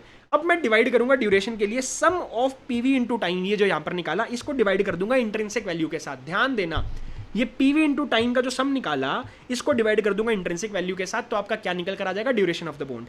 अब ये तो इग्नोर करना है, मैं नहीं पढ़ा रहा भैया, डर जाओगे आप देखकर। नेक्स्ट आता है मॉडिफाइड ड्यूरेशन। मॉडिफाइड ड्यूरेशन कैसे निकलती है? मॉडिफाइड ड्यूरेशन निकालने के लिए जो ड्यूरेशन आपने ऊपर निकाली वो उसको डिवाइड कर दो 1 प्लस वाईटीएम के साथ, 1 प्लस वाईटीएम के साथ, और वाईटीएम को भी n से भी डिवाइड करना है। n क्या है? Number of compounding periods per year, ठीक है, number of compounding periods per year. अब यहाँ पर ये वॉलिटिलिटी, ये जो आपका मॉडिफाइड ड्यूरेशन है, इसको वॉलिटिलिटी भी बोला जाता है। अब भैया इम्यूनाइजेशन आप तब तक समझ नहीं पाओगे जब तक आप इसके क्वेश्चन को खुद से करके देख नहीं लेते। तो भैया इम्यूनाइजेशन को मैं आपको सिर्फ ऑब्जेक्टिव्स बताऊंगा कि इम्यूनाइजेशन के ऑब्जेक्टिव क्या होते हैं। सो इम्यूनाइजेशन का पहला ऑब्जेक्टिव होता है कि आपको इंश्योर करना है कि जिन जिन बॉन्ड्स में आप पैसा लगा रहे हो, जब वो रिडीम होंगे उनकी जो रिडेम्पशन अमाउंट आएगी वो आपकी लाइबिलिटी के बराबर होना चाहिए। सेकंड, आपको अलाइन करना है ड्यूरेशन ऑफ योर इन्वेस्टमेंट, यानी कि जिन जिन बॉन्ड्स के अंदर आपने पैसा लगाया उनकी जो ड्यूरेशन है मिलाकर वो अलाइन हो जानी चाहिए with the time period when you need to settle the liability. बात समझ में आती है। अब नेक्स्ट आता है कन्वेक्सिटी एडजस्टमेंट। कन्वेक्सिटी एडजस्टमेंट निकालने के लिए पहले आपको टर्म्स समझनी पड़ेंगी। टर्म्स है क्या यहाँ पर? एक तो होता है चेंज इन यील्ड, यानी कि YTM के अंदर क्या चेंज आ रहा है। दूसरा V0, इसको हम बोलते हैं initial price of the bond. फिर आता है V प्लस। V प्लस क्या है सर? कि भैया बॉन्ड का प्राइस क्या हो जाएगा, बॉन्ड का प्राइस क्या हो जाएगा अगर यील्ड जो है वो इंक्रीज हो रही है, और इंक्रीज किससे हो रही है? चेंज इन वाई से। अब V माइनस क्या है? Price of the bond if yield decreases by change in Y. अब यहाँ पर यार सी कन्वेक्सिटी निकालने के लिए आपको C स्टार निकालना पड़ेगा। पहले C स्टार कैसे निकलता है? वो निकलता है V plus plus V minus. अब सर V प्लस क्या है? V plus is equal to price of the bond if yield increases. अब V माइनस है price of the bond if yield decreases, minus 2 into initial price of the bond, ठीक है, divide by 2 into initial price of the bond, multiply by change in Y का square. इससे आपका C star निकलेगा। फिर ये C star को आपको यहाँ पर पुट इन करना है, और C स्टार यहाँ पर जब आप पुट इन करोगे उसको आप मल्टीप्लाई करोगे चेंज इन वाई के स्क्वायर के साथ इंटू 100, आपका कन्वेक्सिटी अमाउंट निकल कर, कन्वेक्सिटी एडजस्टमेंट निकल कर आ जाएगी।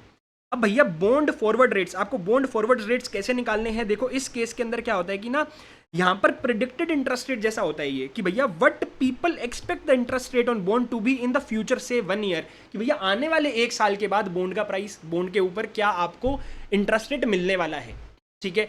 इस केस के अंदर हमें कैसे निकालना है? तो भैया यहाँ पर V0 is equal to cash flow of year 1 divide by 1 plus R1, यानी कि interest rate of first year.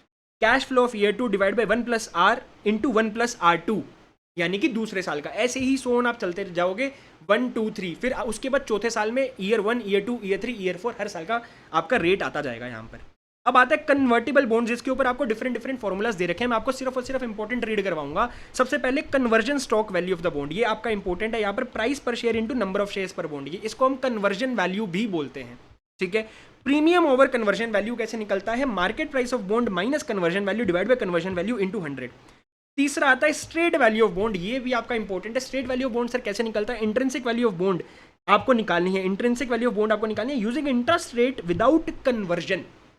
अब मेरे दोस्त मैक्सिमम टाइम एग्जाम में ना स्ट्रेट वैल्यू ऑफ बॉन्ड जो है ये कैलकुलेटेड ही होती है, आपको आईसीआई इन्फॉर्मेशन में ही दे देता है। अब भैया परसेंटेज ऑफ डाउनसाइड रिस्क यहाँ पर आईसीआई 2 अप्रोचेस से निकालता है, market price of convertible bond minus straight value of bond divide by straight value of bond. दूसरी अप्रोच आईसीआई की कि डिनोमिनेटर में वो market price of convertible bond लिख देता है। दोनों तरीके से आपको सॉल्व करना है, अगर एग्जाम में कुछ स्पेसिफाई नहीं कर रखा। अगर वो एग्जाम में स्पेसिफाई कर देता है कि यार आपको on the basis of market price निकालना है तो मार्केट प्राइस, अगर वो स्पेसिफाई करता है on the basis of straight value तो आपको स्ट्रेट वैल्यू वाले तरीके से निकालना है। अब आता है प्रीमियम ओवर स्ट्रेट वैल्यू, यहाँ पर तो समझ में ही आ रहा है प्रीमियम ओवर स्ट्रेट वैल्यू, यानी कि डिनोमिनेटर में आपका स्ट्रेट वैल्यू आना चाहिए, market price of the bond minus straight value divide by straight value. अब आता है कन्वर्जन प्रीमियम, कन्वर्जन प्रीमियम है market price minus conversion value divide by conversion value, ठीक है। कन्वर्जन पैरिटी प्राइस, ये आपका bond price divide by number of shares on conversion, ठीक है। अब भैया इसके बाद हम सीधा चलेंगे वैल्यूएशन ऑफ वारंट्स के ऊपर।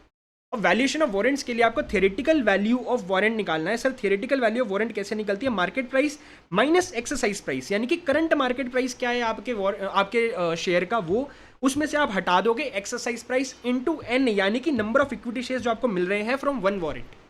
अब नेक्स्ट आता है बॉन्ड रिफंडिंग का टॉपिक। सर बॉन्ड रिफंडिंग के अंदर क्या होता है? बॉन्ड रिफंडिंग के अंदर बहुत बड़ी स्टेटमेंट है, आपको इसके अंदर वैल्यूज पुट इन करते जाना है और आपका आंसर निकल के आ जाएगा। इसका लॉजिक यहाँ पर मैं आपको नहीं बताने वाला, हमारे पास इतना टाइम नहीं है, ठीक है। सो यहाँ पर देखो call premium net of taxes लेना है, ध्यान देना। जो आपका कॉल प्रीमियम है, यानी कि आप एग्जिस्टिंग बॉन्ड को वापस कॉल कर रहे हो, उनका प्रीमियम जो आप लोगे वो नेट ऑफ टैक्सेस ले लिया, उसमें से आपको फ्लोटेशन कॉस्ट उस पर ऐड करना है न्यू बॉन्ड्स का, यानी कि जो नए बॉन्ड्स इशू हो रहे हैं उसके ऊपर जो फ्लोटेशन कॉस्ट आ रही है उसको आपने यहाँ पर लिख दिया। सर इसको नेट ऑफ टैक्स क्यों नहीं करा? क्योंकि मेरे दोस्त ये अमोटाइज होगी, और अमोटाइज होगी तो अमोटाइजेशन के ऊपर हमें टैक्स बेनिफिट मिलेगा, अभी नहीं लेना है। अब आता है next, tax saving on unamortized discount cost of old bonds, यानी कि जो ओल्ड बॉन्ड जो है जो हमने वापस कॉल कर लिए, तो अभी उनकी मेच्योरिटी बाकी थी, तो मेच्योरिटी बाकी थी तो भैया आपकी जो डिस्काउंट कॉस्ट थी वो उसको हम अमोटाइज करना था, लेकिन वो अमोटाइज अभी हमने करा नहीं। तो लेकिन हमने अमोटाइज करा नहीं था, लेकिन अभी जो अभी जो अनअमोर्टाइज्ड कॉस्ट जो बची है हमें इमीडिएटली उसके ऊपर टैक्स सेविंग मिल जाएगी। पहले क्या कर रहे थे हम साल भर साल उसके ऊपर लेते जा रहे थे, लेकिन अब साल भर साल नहीं, इमीडिएटली ले लेंगे। तो हमने इमीडिएटली टैक्स सेविंग ले लिया। नेक्स्ट इसके ऊपर इसको हमें कैसे निकालना है, discount cost into tax rate into remaining period divided by maturity period of old bonds, ठीक है। अब नेक्स्ट आता है tax saving on unamortized flotation cost. जैसे हमने यहाँ पर डिस्काउंट कॉस्ट के ऊपर निकाला था टैक्स सेविंग, वैसे ही फ्लोटेशन कॉस्ट के ऊपर भी निकलेगी। और अगर आपका कोई ओवरलैपिंग इंटरेस्ट है तो उसको भी नेट ऑफ टैक्सेस आपको यहाँ पर लिख देना है। अब यहाँ पर मेरे दोस्त ये दोनों आइटम्स आप हटा क्यों रहे हो, क्योंकि ये दोनों आइटम्स जो है ये इनकम है, टैक्स सेविंग, बाकी सब जो है ये कॉस्ट है, इसलिए हम इसको ऐड करते जा रहे हैं। यानी कि कॉस्ट वाला फॉर्मूला ये जो है ये this is a cost element.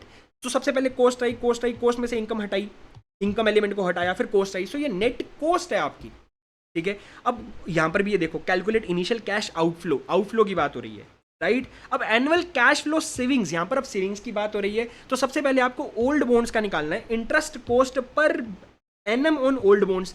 अब आपके पुराने बॉन्ड के ऊपर कितना खर्चा था net of taxes interest cost का। फिर उसके बाद आपको interest saving on amortised discount cost per annum. अब आपको इंटरेस्ट सेविंग लेनी है ऑन अमोर्टाइज्ड डिस्काउंट कॉस्ट जो आप ओल्ड बॉन्ड पे ले रहे थे, वो आपने हटा दी यहाँ से। क्यों? क्योंकि यहाँ पर ये आपका इंटरेस्ट कॉस्ट था, ये सेविंग है, तो इसको आप हटाओगे। ये कैसे निकलेगा, discount cost upon maturity period into tax rate. अब सिमिलरली इंटरेस्ट सेविंग आपको फ्लोटेशन कॉस्ट पे भी ले लेनी है, ये भी आपने हटा दिया, तो ये आपका टोटल निकल के आ गया। यानी कि पुराने बॉन्ड्स ओल्ड बॉन्ड्स की ये आपकी कॉस्ट आती थी पर ईयर। अब भैया न्यू बॉन्ड्स की भी सिमिलरली आप कॉस्ट निकाल लोगे, पर ईयर क्या निकलती है वो आपने यहाँ पर निकाली, तो ये आपका टोटल निकल के आ गया। अब ओल्ड बॉन्ड्स की क्या कॉस्ट आती थी माइनस न्यू बॉन्ड की क्या कॉस्ट आ रही है, क्योंकि न्यू बॉन्ड्स की जो कॉस्ट है वो रिड्यूस्ड होगी, इसीलिए हम इसको एनुअल सेविंग्स बोल रहे हैं। अब एनपीवी कैसे निकलेगा, present value of annual savings as calculated above. इसमें से आप initial cash outlay as calculated in point number A जो आपने ऊपर निकाला था ना कैश आउटले, यहां पर ये वाला, ये आप यहां से क्या कर दोगे, इधर हटा दोगे। तो ये आपने हटाया तो आपका एनपीवी निकल कर आया। एनपीवी कैसे निकलता है, एनुअल सेविंग्स का present value and initial cash outlay आपको हटाना है, तो ये आपका निकल कर आ जाएगा एनपीवी। अब आते हैं money market instruments. Money market instruments निकालने के लिए भैया मनी मार्केट इंस्ट्रूमेंट्स के केस में सबसे पहले yield on money market instruments देख लेते हैं। यील्ड कैसे निकलता है, face value minus issue price divide by issue price. ये आपका जितने भी टाइम पीरियड के लिए वो इंस्ट्रूमेंट इशूड था उतने टाइम का यील्ड है, तो इसको एनुअलाइज्ड भी हमें बनाना है 365 या फिर 12। इसको हम डिवाइड करेंगे actual time to maturity into 100 से। अब आता है effective annual rate. Effective annual rate कैसे निकलेगा, 1 plus yield divide by 12 into months. यानी कि ये हमने डिवाइड बाई 12 इंटू मंथ्स करके हमने उसको मतलब हमने एनुअल यील्ड को चेंज कर दिया जितने भी पीरियड के लिए वो हमारे इंस्ट्रूमेंट इशूड थे। फिर हमने इसकी पावर कर दी 12/m। ये मैंने आपको MCQ वीडियो के अंदर भी इसका हैक बताया था कि भैया ऐसा हम क्यों कर रहे हैं क्यों नहीं कर रहे, कॉन्सेप्ट अच्छे से समझाया था, यहाँ पर मैं आपको नहीं बता सकता। -1 हमने कर दिया। अब आता है रेपो एंड रिवर्स रेपो। भैया ये भी मैंने बहुत डिटेल में MCQ वाली वीडियो में बताया था कि यार इसका कॉन्सेप्ट क्या होता है, तो मैं लॉजिक तो यहाँ पर नहीं बताऊंगा। तो सबसे पहले आपको कैलकुलेशन ऑफ फर्स्ट लेग और इनिशियल प्रोसीड्स देखना है। कैलकुलेशन ऑफ फर्स्ट लेग और इनिशियल प्रोसीड्स कैसे निकलता है, जो आपका बॉन्ड का सेल्स अमाउंट है वो कैसे निकलेगा, number of bonds into dirty price. याद रखना डर्टी प्राइस के बेसिस पे निकलता है, क्लीन प्राइस के बेसिस पे मत निकाल लेना, क्योंकि क्लीन प्राइस के बेसिस पे आपको मार्केट में कोई भी इंस्ट्रूमेंट नहीं मिलेगा। और डर्टी प्राइस क्या होता है, dirty price is a price जिसके अंदर आपका अक्रूड इंटरेस्ट भी मिला हुआ है, ठीक है। So bond sales amount is equal to number of bonds into dirty price. इसमें से आप इनिशियल मार्जिन जो है वो डिडक्ट कर दोगे, इनिशियल मार्जिन जो काटा जा रहा है वो डिडक्ट कर दोगे, तो आपका फर्स्ट लेग अमाउंट निकल कर आ जाएगा, ठीक है। अब यहाँ पर आपको calculation of second leg amount निकालना है। सेकंड लेग कैसे निकालना है, फर्स्ट लेग अमाउंट जो है उसके अंदर आपको रेपो इंटरेस्ट ऐड करना है, जो बैंक आपसे रेपो इंटरेस्ट चार्ज कर रहा है। अब रेपो इंटरेस्ट निकलता कैसे है, फर्स्ट लेग के ऊपर आपको repo rate into number of dates divide by 360 और 365 से मल्टीप्लाई करना है। मेरे दोस्त नेक्स्ट आता है पोर्टफोलियो मैनेजमेंट। मेरे दोस्त पोर्टफोलियो मैनेजमेंट के अंदर सबसे पहले रिटर्न कैसे निकलती है, रिटर्न निकालने के लिए आपको डिविडेंड प्लस इस कंपोनेंट को हम कैपिटल एप्रिसिएशन भी बोल सकते हैं, closing investment value minus opening investment value divide by opening investment value, because जितना पैसा आपने लगाया उसी के बेसिस पे हम निकालते हैं रिटर्न को, इनटू 100। और डिविडेंड भी आपकी इनकम है, ये कैपिटल एप्रिसिएशन भी आपकी इनकम है, तो ऊपर सारा इनकम कंपोनेंट, नीचे आपका इन्वेस्टमेंट अमाउंट आ रहा है इनटू 100। अब भैया मीन रिटर्न कैसे निकलता है, मीन रिटर्न निकालने के लिए भैया summation of X upon N, summation of X upon N, ठीक है, बिल्कुल सिंपल है। अब आता है मीन रिटर्न विद प्रोबेबिलिटीज। अगर आपका प्रोबेबिलिटीज आ जाता है तो आप मीन कैसे निकालते हो, यानी कि एवरेज कैसे निकालते हो, तो भैया एक्स इंटू प्रोबेबिलिटी और उसका समेशन। भैया एक्स जो आपको 1 2 3 जो भी अमाउंट आपको दे रखी है उसको आप प्रोबेबिलिटी के साथ मल्टीप्लाई करते हो, जैसे 0.4 0.4 0.2, इन दोनों को मल्टीप्लाई करोगे और लास्ट में जब उसका सम करोगे तो ये आपका मीन निकल कर आ जाएगा, एवरेज निकल कर आ जाएगा, ऐसे ही होता है, ठीक है। नेक्स्ट आ रहा है वेरियांस। वेरियांस कैसे निकलता है, देखो x माइनस एक्स बार का whole square divide by n और उसका समेशन, मतलब x माइनस एक्स बार का होल स्क्वायर का समेशन डिवाइड बाय n। समझ में आ रही है बात, x माइनस एक्स बार का होल स्क्वायर, इसको डिविएशन बोलते हैं, उसका हमने समेशन करा, तो भैया ये डिवाइड बाय, लास्ट में जब हम डिवाइड बाय n करेंगे तो वेरियांस निकल कर आएगा। एंड प्रोबेबिलिटी अगर दी हो तो कैसे निकलेगा, तो x माइनस एक्स बार का होल स्क्वायर उसका समेशन इनटू प्रोबेबिलिटी। वेरियांस निकालना आता है आपको, कैसे निकलता है, देखो जैसे कि आपको ये x दिया हुआ है, ठीक है, यहाँ पर ये आपने 1 2 3 4 यहाँ पर आपने x बार निकाल लोगे, ये आपका मतलब मैं एज्यूम कर रहा हूँ 1 2 3 4 आपकी अमाउंट है। तो भैया यहाँ पर x माइनस एक्स बार करते जाओगे, 1 माइनस एक्स बार करोगे, ठीक है, यहाँ पर आप 2 माइनस एक्स बार, जो भी आपका मीन आएगा, फिर बाद में उसका सम करोगे। समझ में आ रही है बात, लास्ट में उसका सम करोगे, सम करने के बाद उसका जो अगर प्रोबेबिलिटी वाला केस है तो आपका वेरियांस सीधा निकल कर आ जाएगा, अगर प्रोबेबिलिटी वाला केस नहीं है तो भैया डिवाइड बाय n आपको करना पड़ेगा। अब भैया स्टैंडर्ड डिविएशन कैसे निकलता है, वेरियांस का अंडर रूट कर दो।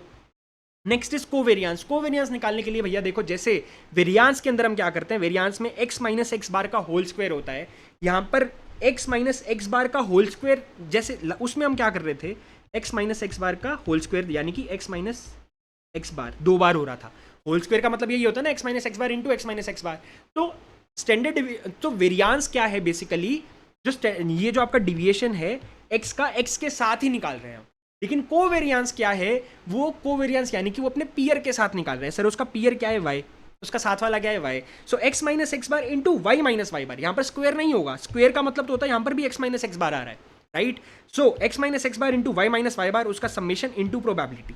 यहाँ पर क्या है, x minus X bar into Y minus Y बार, उसका समेशन डिवाइड बाय n।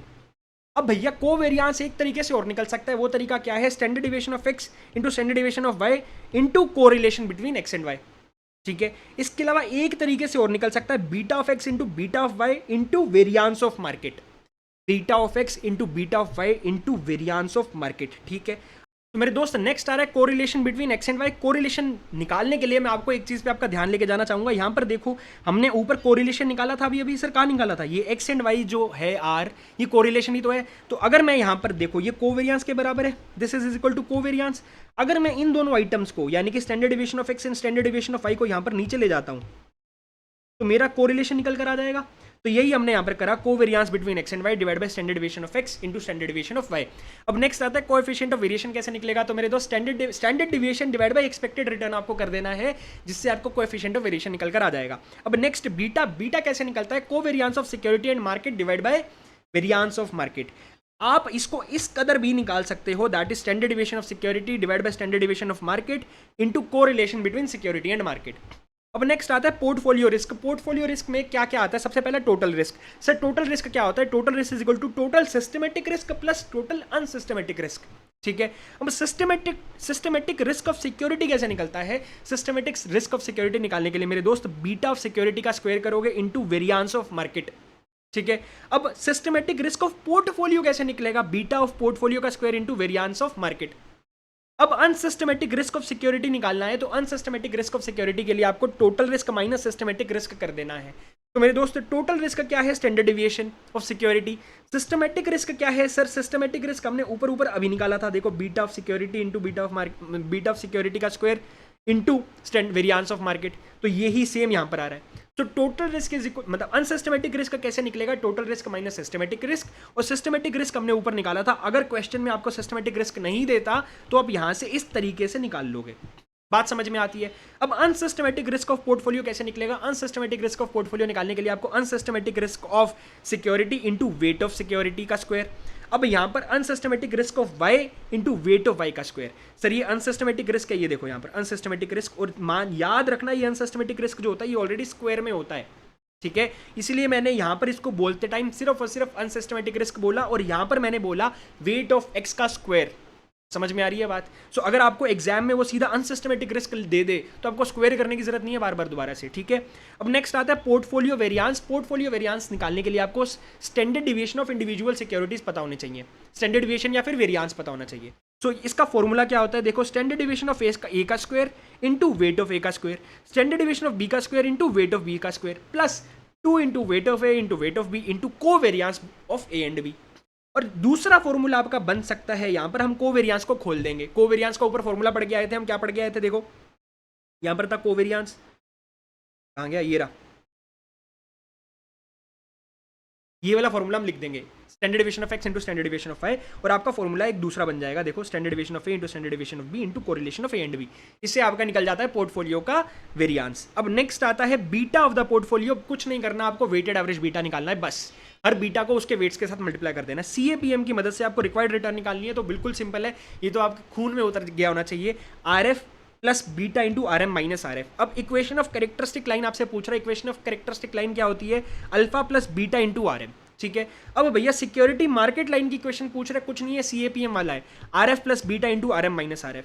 अब आर्बिट्राज प्राइसिंग थियरी क्या बोलती है, आर्बिट्राज प्राइसिंग थियरी बोलती है कि भैया यहाँ पर आपका ना सिर्फ और सिर्फ एक ही फैक्टर नहीं होता रिस्क का, मल्टीपल फैक्टर्स होते हैं, फैक्टर रिस्क प्रीमियम जो होते हैं वो मल्टीपल होते हैं, तो हर फैक्टर को आपको कंसिडरेशन में लेना है। So expected return is equal to RF plus factor risk premium into beta, उसका beta plus FRP factor risk premium 2 into beta 2। ऐसे करते करते जितने भी आपको फैक्टर्स दे रखे हैं हर को हम कंसिडरेशन में लोगे। सर यहाँ पर एफआरपी क्या है, FRP is factor risk premium and beta is equal to sensitivity of the factor, ठीक है। अब आता है शार्प रेशो। शार्प रेशो कैसे निकलता है, return minus risk free upon standard deviation, return of the security minus risk free upon standard deviation. Trainer ratio में कुछ नहीं है, स्टैंडर्ड डिविएशन हटाकर बीटा लिख दो, बस इतना सा डिफरेंस है, इसके अंदर स्टैंडर्ड डिविएशन की जगह पे बीटा आ जाएगा। अब अल्फा कैसे निकलता है, अल्फा निकालने के लिए actual return of the portfolio minus expected return of the portfolio. और sir expected return of the portfolio अगर हमें नहीं दी तो भैया आपको निकालनी पड़ेगी, सीधी सी बात है, ठीक है। अब एक्सपेक्टेड रिटर्न कैसे निकलती है मेरे दोस्त, मल्टीपल तरीके हैं आपको एक्सपेक्टेड रिटर्न निकालने के लिए। एक सीएपीएम के तरीके से भी निकलता है, पहले सीएपीएम की मदद से आपको इंडिविजुअल सिक्योरिटी का निकालना पड़ेगा, फिर उसके बाद आप पोर्टफोलियो का निकाल लोगे। और अगर आपसे अल्फा सीधा पोर्टफोलियो का ना पूछे, सीधा सिक्योरिटी का ही अल्फा पूछे, तो भैया यहाँ पर आपको कुछ नहीं है, actual return of the portfolio की जगह पे यहाँ पर सिक्योरिटी आ जाएगी एंड यहाँ पर expected return of the security आ जाएगी। और सिक्योरिटी की एक्सपेक्टेड रिटर्न निकालनी हो तो एज पर सीएपीएम आप निकाल सकते हो। अब आता है नेक्स्ट म्यूचुअल फंड्स, बड़ा प्यारा सा छोटा सा चैप्टर, फटाफट से इसको भी रैप अप करते हैं। म्यूचुअल फंड के अंदर सबसे पहले कैलकुलेशन ऑफ एनएवी। एनएवी निकालने के लिए मेरे दोस्त आपको कुछ नहीं करना, सारे के सारे एसेट्स ऐड करने हैं और उसमें से लाइबिलिटीज हटानी है। तो मैंने मार्केट वैल्यू ऑफ इन्वेस्टमेंट लिख दी, उसके अंदर क्लोजिंग कैश बैलेंस ऐड कर दिया। सर यहाँ पर स्टार मार्क लगा हुआ है, क्यों लगा हुआ है बताऊंगा। फिर उसके बाद हमने इनकम अक्रूड, यानी कि जैसे कि एग्जांपल जो हमने दे रखा है डिविडेंड इनकम, वो भी ऐड कर दी। ये भी हमारा एक तरह से एसेट है, अक्रूड इनकम है, यानी कि इनकम हमें मिलने वाली अभी मिली नहीं है। फिर उसके बाद एक्सपेंसेस पेबल या फिर एक्सपेंस लाइबिलिटी जो भी है, ये हमारा जाना है, खर्चा है, अभी हमने पे नहीं करा, पे होना है, तो वो हटा देंगे। अदर लाइबिलिटी इफ एनी वो भी हटा देंगे, तो ये आपका नेट एसेट निकल कर आ जाएगा। नेट एसेट को आप आउटस्टैंडिंग यूनिट से डिवाइड करोगे तो आपका एनएवी पर यूनिट निकल के आता है। सर आपने नोट क्या दे रखा है, नोट ये दिया हुआ है कि मेरे दोस्त आईसीआई कई बार खुराफाती दिमाग लगाता है, वो क्या करेगा, आपको क्लोजिंग कैश बैलेंस नहीं देगा, क्लोजिंग कैश बैलेंस नहीं देगा, लेकिन आपको डेटा दे देगा जिसकी मदद से आप क्लोजिंग कैश बैलेंस निकाल सकते हो, ठीक है। देखो अगर आपको ऐसा दे रखा है, if closing cash balance is not given however data by which closing cash balance can be computed is given, तो आपको उस केस में आपको क्लोजिंग कैश बैलेंस कैलकुलेट करना पड़ेगा। वो मैं आपको नहीं सिखा रहा, सिंपल यार कैश बुक आपको बनानी आती होगी, जहाँ जहाँ से इनफ्लो आ रहे हैं उसमें से आप बस अपने आउटफ्लो इनफ्लो ऐड करते रहो, आउटफ्लो माइनस करते रहो, आपका क्लोजिंग कैश बैलेंस निकल के आ जाएगा। फर्दर जो आपका एक्सपेंस पेड होता है, यहाँ पर एक एक्सपेंस पेड की बात कर रहा हूँ मैं, पेड की बात कर रहा हूँ, जो एक्सपेंस पेड होता है needs to be adjusted only while calculating closing cash balance. जो आपने एक्सपेंस पे कर दिया वो आपको क्लोजिंग कैश बैलेंस, यहाँ पर अगर आप separately closing cash balance compute कर रहे हो तभी एडजस्ट करने की दरकार है, यहाँ पर नहीं करना, क्योंकि वो ऑलरेडी पेड है तो यानी कि क्लोजिंग कैश बैलेंस के अंदर एडजस्टेड होगा, राइट। अब आपको अगर वो क्लोजिंग कैश बैलेंस निकालने के लिए बोल दे तो उस केस में तो आपको एक्सपेंस पेड की एडजस्टमेंट करनी पड़ेगी। अगर उसने क्लोजिंग कैश बैलेंस भी दे दिया और आपको साथ में एक्सपेंस पेड भी दे दिया तो भैया एक्सपेंस पेड को आंख बंद करके इग्नोर कर देना, ठीक है। देखो if closing cash balance is given, उस केस में expenses paid requires no adjustment, क्योंकि आपको क्लोजिंग कैश बैलेंस गिवन है। लेकिन अगर आपको क्लोजिंग कैश बैलेंस नहीं दिया हुआ तो expense paid will be adjusted while calculating closing cash balance only. इसके अलावा आपको कई बार डिटेल्स बताता है एसेट एंड लाइबिलिटीज की म्यूचुअल फंड की, लेकिन आपको ओपनिंग एनएवी मतलब ओपनिंग एनएवी दे देगा, लेकिन एसेट एंड लाइबिलिटीज जो है वो नहीं बताएगा। म्यूचुअल फंड की एसेट एंड लाइबिलिटीज की डिटेल नहीं बताएगा। ऊपर जो हमने निकाला था ना, यहाँ पर एसेट एंड लाइबिलिटीज की डिटेल थी तभी एनएवी निकाल पाए थे, यहाँ पर आपको नहीं बताएगा डिटेल्स, कुछ केसेस में ऐसा करता है नहीं बताएगा, लेकिन ओपनिंग एनएवी दे दी तो आप उस केस में क्लोजिंग एनएवी कैसे निकालोगे। ओपनिंग एनएवी के अंदर आपको ना बस जहाँ पर कुछ ऐसी ट्रांजैक्शंस हुई जिससे आपके म्यूचुअल फंड की वैल्यू बढ़ रही है वो ऐड कर देना, कुछ ऐसी ट्रांजैक्शंस ऐसी हुई जिससे आपके म्यूचुअल फंड की वैल्यू रिड्यूस हो रही है वो हटा देना। तो जैसे ओपनिंग एनएवी के अंदर पोर्टफोलियो में वैल्यू एप्रिसिएशन आई तो हमने वो ऐड कर दिया अगर कुछ वैल्यू अप्रिसिएशन हुई है। अगर इशू ऑफ फ्रेश यूनिट्स हुई है, इशू ऑफ फ्रेश यूनिट्स हुई तो यानी कि कैश आई, कैश आई तो वैल्यू बढ़ी, वो ऐड कर देना। ठीक है, इसके अलावा इनकम रिसीव्ड फ्रॉम इन्वेस्टमेंट है वो भी ऐड हो जाएगी, क्योंकि हमें इन्वेस्टमेंट से जो हमने कर रखी है उससे पैसा मिला। इसके अलावा यूनिट्स जब हम रीपरचेस करते हैं तो हमें पैसा लौटाना पड़ता है, वो हमारा गया तो हमने माइनस कर दिया। इनकम डिस्ट्रीब्यूटेड यानी कि हमने यूनिट होल्डर्स को पैसा बांट दिया तो वो गया, वो हट जाएगा। और any other adjustment which increases और decreases assets of mutual fund, वो ऐड या लेस कर देंगे, जो भी होगा। अगर इंक्रीज करता है तो ऐड, डिक्रीज करता है तो लेस। इसकी मदद से आपकी क्लोजिंग एनएवी निकल के आ जाती है। अब भैया बात आती है entry load and exit load की। एंट्री लोड कैसे निकलता है? एंट्री लोड निकालने के लिए issue price minus NAV divide by NAV into 100। Sir यहाँ पर इशू प्राइस माइनस एनएवी क्यों कर रहे हैं? क्योंकि इशू प्राइस लेट से आपका 10 रुपये, एनएवी आपकी 8 रुपये, तो भैया 2 रुपये जो ज़्यादा लिए गए हैं इशू प्राइस करने के लिए, वो क्या होगा? वो आपका एंट्री लोड ही तो होगा, वो आपका एंट्री लोड ही तो होगा। वो बस उस मदद से हमने एंट्री लोड का परसेंटेज निकाल लिया। अब एग्जिट लोड निकालने के लिए NAV minus redemption price divide bye NAV into 100 कर देंगे। समझ में आती है बात? अब भैया इशू प्राइस कैसे निकालना है? इशू प्राइस ध्यान से सुनना, NAV as on the date of issue price, यानी कि NAV as on the date of issue of unit, sorry, आपकी इशू ऑफ यूनिट्स वाली डेट को एनएवी क्या है वो एनएवी ले ली, उसके अंदर आपको एंट्री लोड ऐड करना है as a percentage of NAV, फिर आपको dividend equalise collected per unit वो ऐड करना है। Dividend equalisation collected per unit आपको ऐड करना है, तो आपका इशू प्राइस पर यूनिट निकल के आ जाएगा। नेक्स्ट आता है रिडेम्पशन प्राइस। रिडेम्पशन प्राइस के अंदर क्या है? देखो NAV as on the date of redemption जो दी हुई है वो ले ली, इसके अंदर से आपको एग्जिट लोड हटाना है। बात समझ में आती है? एग्जिट लोड हटाना है। सर यहाँ पर dividend equalisation paid per unit जो है वो हम ऐड कर रहे हैं। सर हम ऐड क्यों कर रहे हैं? तो मेरे दोस्त यहाँ पर आपको नेचर ऑफ आइटम समझना जरूरी है। नेचर ऑफ आइटम समझना जरूरी है। क्यों? यहाँ पर देखो रिडेम्पशन प्राइस की बात हो रही है, that means this is something that we are going to pay to the unit holder. अब यूनिट होल्डर को जो पे कर रहे हैं, एनएवी पे कर रहे हैं, राइट, एनएवी पे हो रही है तो हमने ऐड कर दिया, जो आइटम पे होएगी वो ऐड होती जाएगी। अब यहाँ पर हमने एनएवी पर यूनिट हमें पे करनी है। इसके अंदर एग्जिट लोड म्यूचुअल फंड की इनकम होती है, यानी कि हमें एग्जिट लोड काटना है, तो काटना है तो लेस होगा, यानी कि हम इन्वेस्टर को जितना पैसा दे रहे हैं उसमें से एग्जिट लोड काट के देंगे। एग्जिट लोड काट के देंगे यानी कि हमारी इनकम है, तो इसलिए ये लेस हो जाएगा क्योंकि म्यूचुअल फंड की इनकम है।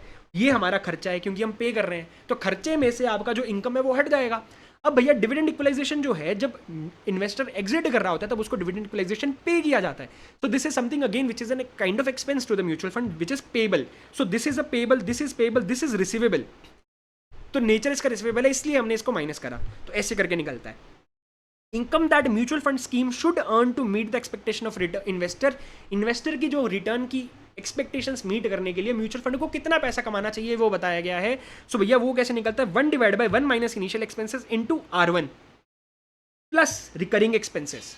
सो प्लस रिकरिंग एक्सपेंसेस, ये सर R1 क्या है? R1 इज समथिंग जितना रिटर्न इन्वेस्टर जो है वो एक्सपेक्ट कर रहा है। Let's say investor is expecting 16%, तो आपको 16% को ग्रोस अप करना पड़ेगा बाय 1 माइनस इनिशियल एक्सपेंसेस, और उसके अंदर आपको रिकरिंग एक्सपेंसेस भी ऐड करने पड़ेंगे। सर ऐसा क्यों कर रहे हैं? ऐसा हम इसलिए कर रहे हैं क्योंकि म्यूचुअल फंड को पूरा पैसा नहीं मिल रहा, म्यूचुअल फंड को नेट प्रोसीड्स, यानी कि अगर हमने 100 रुपये दिए म्यूचुअल फंड को तो 2 रुपये का खर्चा हो जा रहा है, 2% का खर्चा हो जा रहा है, उसके पास 98 रुपीज़ ही निकल रहे हैं, तो उसको 16% 100 रुपीज़ के ऊपर नहीं 98 रुपीज़ के ऊपर कमाने पड़ेंगे।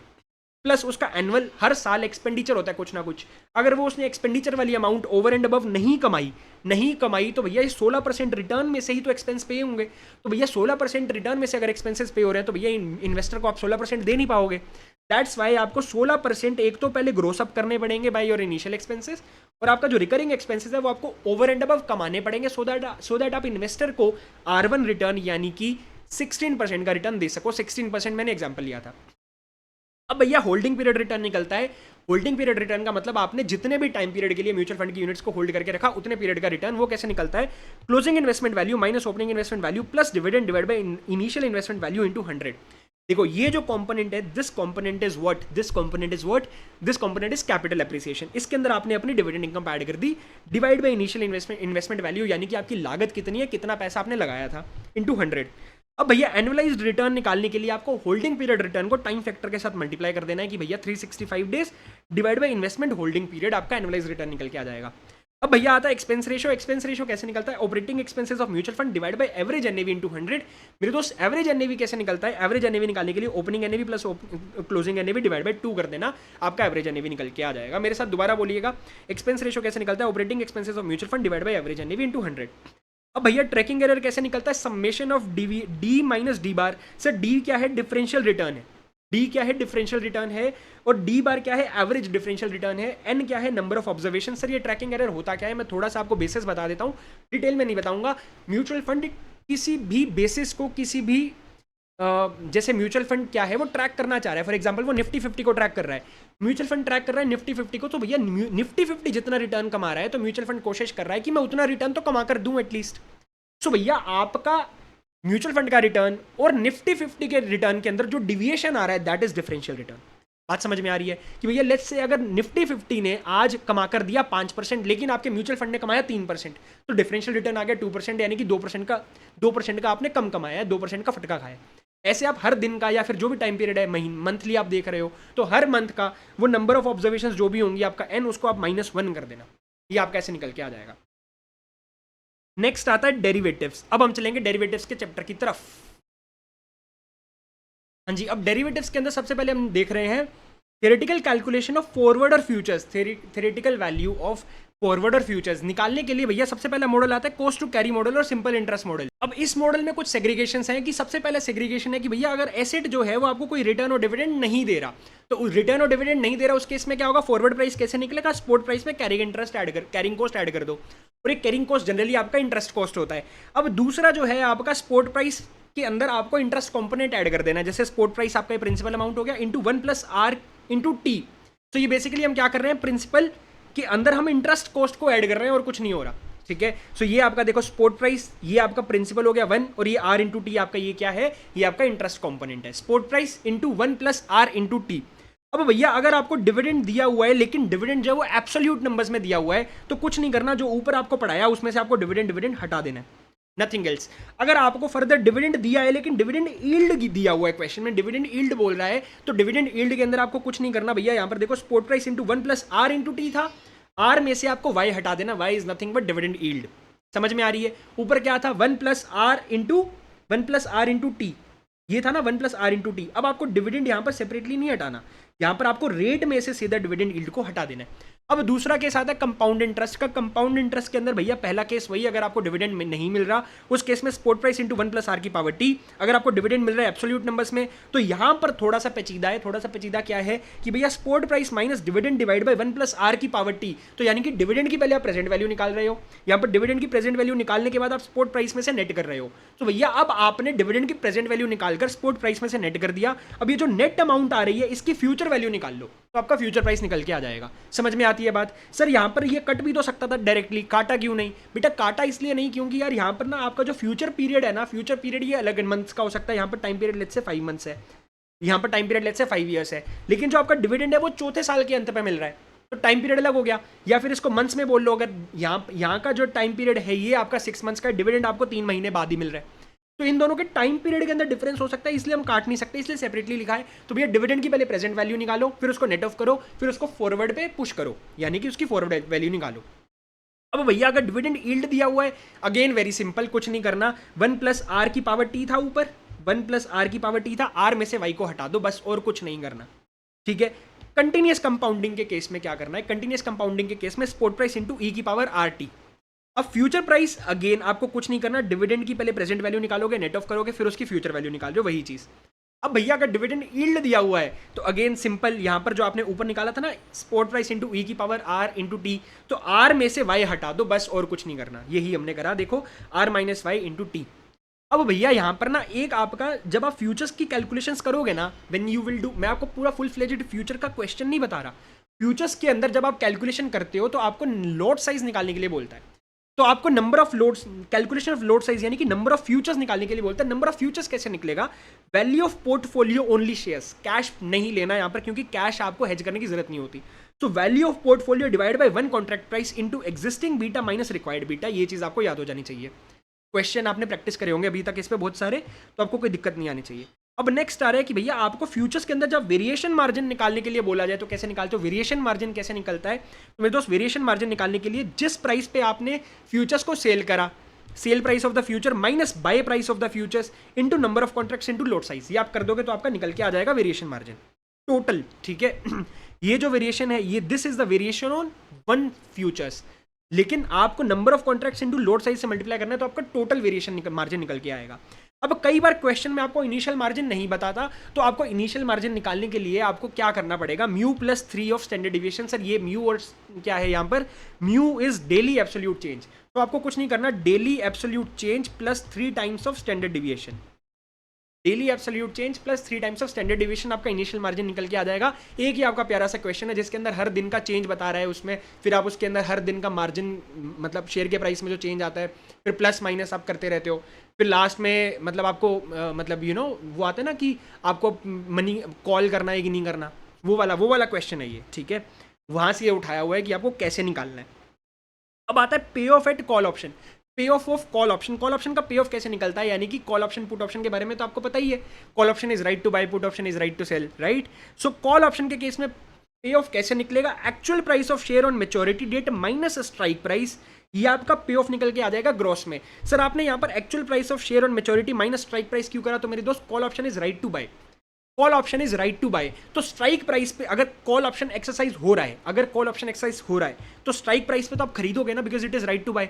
तो खरीद के आपने मार्केट में बेच दिया, एक्चुअल प्राइस पे आपने बेच दिया, so actual price is your inflow, strike price is your outflow. So ये आपका ग्रोस पे ऑफ आ गया। ग्रोस पे ऑफ में से आपने कितना प्रीमियम पे करा, ऑप्शन प्रीमियम आपने हटा दिया, तो आपका गेन और लॉस नेट पे ऑफ निकल के आ जाएगा। अब सिमिलरली लॉजिक से हम चलेंगे, पे ऑफ द पुट ऑप्शन क्या आएगा, तो strike price minus actual share price. Sir यहां पर स्ट्राइक प्राइस जो है ये put option is option to sell, put option is option to sell. अब जब आप पुट ऑप्शन एक्सरसाइज करोगे तो आपको स्ट्राइक प्राइस का इनफ्लो आएगा, क्योंकि आपने स्ट्राइक प्राइस पे बेच दिया, तो स्ट्राइक प्राइस हमारा इनफ्लो है यहाँ पर। इसमें से आपने एक्चुअल प्राइस ऑन मेच्योरिटी हटा दिया, यानी कि आपने इस प्राइस पे खरीद के यहाँ पर आपने बेच दिया, ठीक है। अब आपका पे ऑफ निकल गया ग्रॉस, इसमें से आपने हटा दिया ऑप्शन प्रीमियम पेड, ये आपका गेन और लॉस यानी कि नेट पे ऑफ निकल के आ जाता है यहाँ पर, राइट। समझ में आती है बात।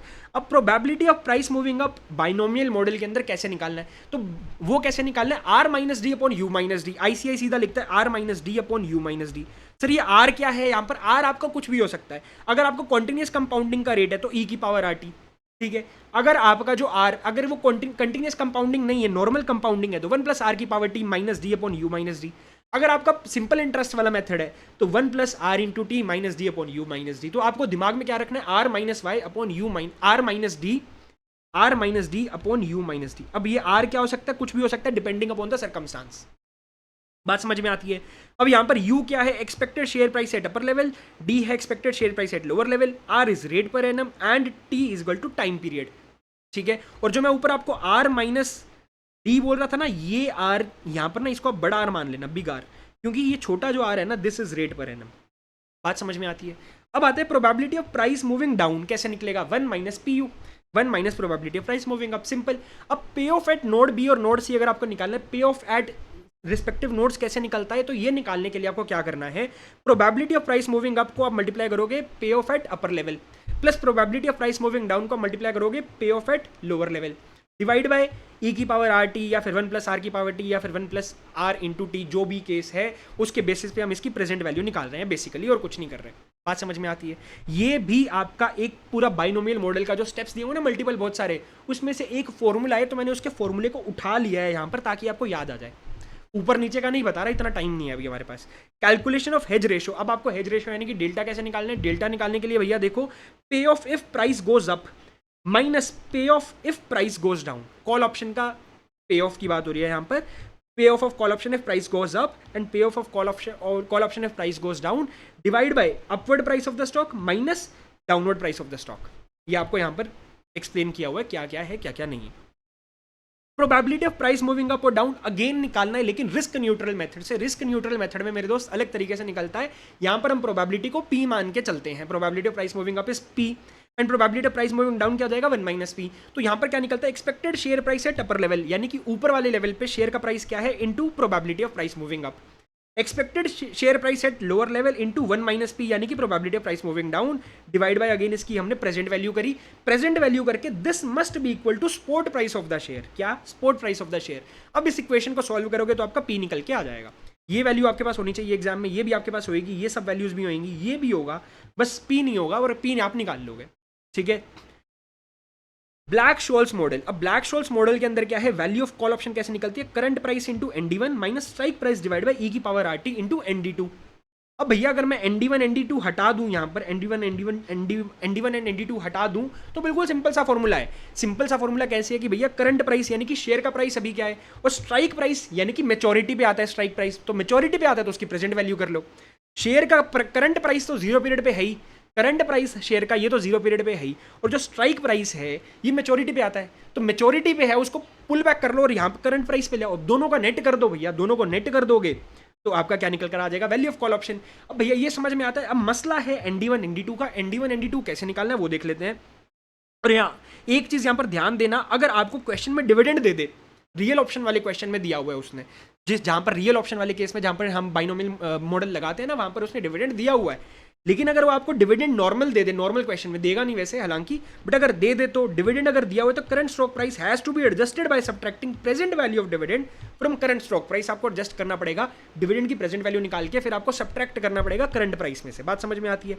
अब भैया D1 D2 कैसे निकलता है, D1 निकालने के लिए आपका natural log of stock price upon exercise price, current price of the stock divide by exercise price plus R plus standard deviation का स्क्वायर यानी कि variance divide by 2 into time period divide by standard deviation into under root of time. बात समझ में आती है। ये formula अगर आपको डिटेल में समझना है तो मेरे चैनल पे इसके ऊपर एक वीडियो डली हुई है, वो देख लेना कि भैया ये है क्या क्या नहीं है। अगर आपको देखना चाहो तो देख लेना, but I don't think so आपके पास अभी इतना टाइम है तो आप देख पाओगे, but still I am just telling you. तो भैया D1 कैसे निकलेगा, natural log of S upon E यानी कि स्टॉक का price divide by exercise price plus rate plus variance upon 2 into time factor into time divide by standard deviation into under root of time. बात समझ में आती है। अब D2 कैसे निकलेगा, D1 में से आपको हटाना है standard deviation into under root of time. अब ND1 क्या है, cumulative area of up to D1, cumulative area up to D1 in standard normal distribution table. ND2 क्या है, cumulative area up to D2 in standard normal distribution table, यानी कि cumulative area को बोलते हैं ND1 एंड ND2। तो भैया जो भी आपकी D1 की वैल्यू निकली है उतना क्यूमुलेटिव वैल्यू आपको निकालनी पड़ेगी, क्यूमुलेटिव एरिया आपको निकालना पड़ेगा।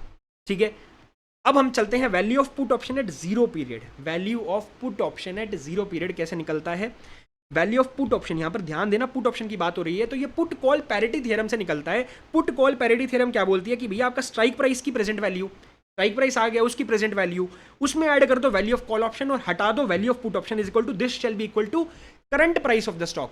दोबारा सुनेंगे मेरे साथ, दोबारा बोलेंगे कि भैया आपका स्ट्राइक प्राइस जो है उसकी प्रेजेंट वैल्यू, उसमें कॉल ऑप्शन को आपको ऐड करना है और पुट ऑप्शन की वैल्यू को हटाना है, this shall be equal to current price of the stock. अब भैया यहाँ पर ये वाली वैल्यू होगी आपके पास, ये वाली वैल्यू होगी, ये वाली वैल्यू भी होगी, तो ये आप निकाल लोगे बैलेंसिंग फिगर से। बात समझ में आती है।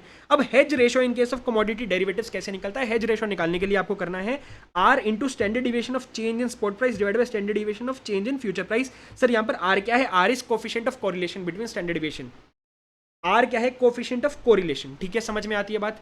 और किस किस का कोरिलेशन है, spot price and future price का।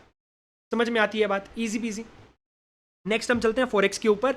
फॉरेक्स में भैया डायरेक्ट कोट क्या होता है, मैंने आपको सिर्फ उसका एग्जांपल दे रखा है कि भैया आपका $1 अगर $1 इज इक्वल टू 84 इस तरह से लिख कर दिया हुआ है, दिस इज आपका डायरेक्ट कोट फॉर इंडिया, और ये इनडायरेक्ट कोट हो जाता है फॉर यूएसए। बात समझ में आती है। अब इनडायरेक्ट कोट क्या है, ₹1 is equal to $0.01190, this is indirect quote for India. अब भैया यहाँ पर फॉर्मूला दे दिया, direct quote is equal to 1 divide by indirect coat.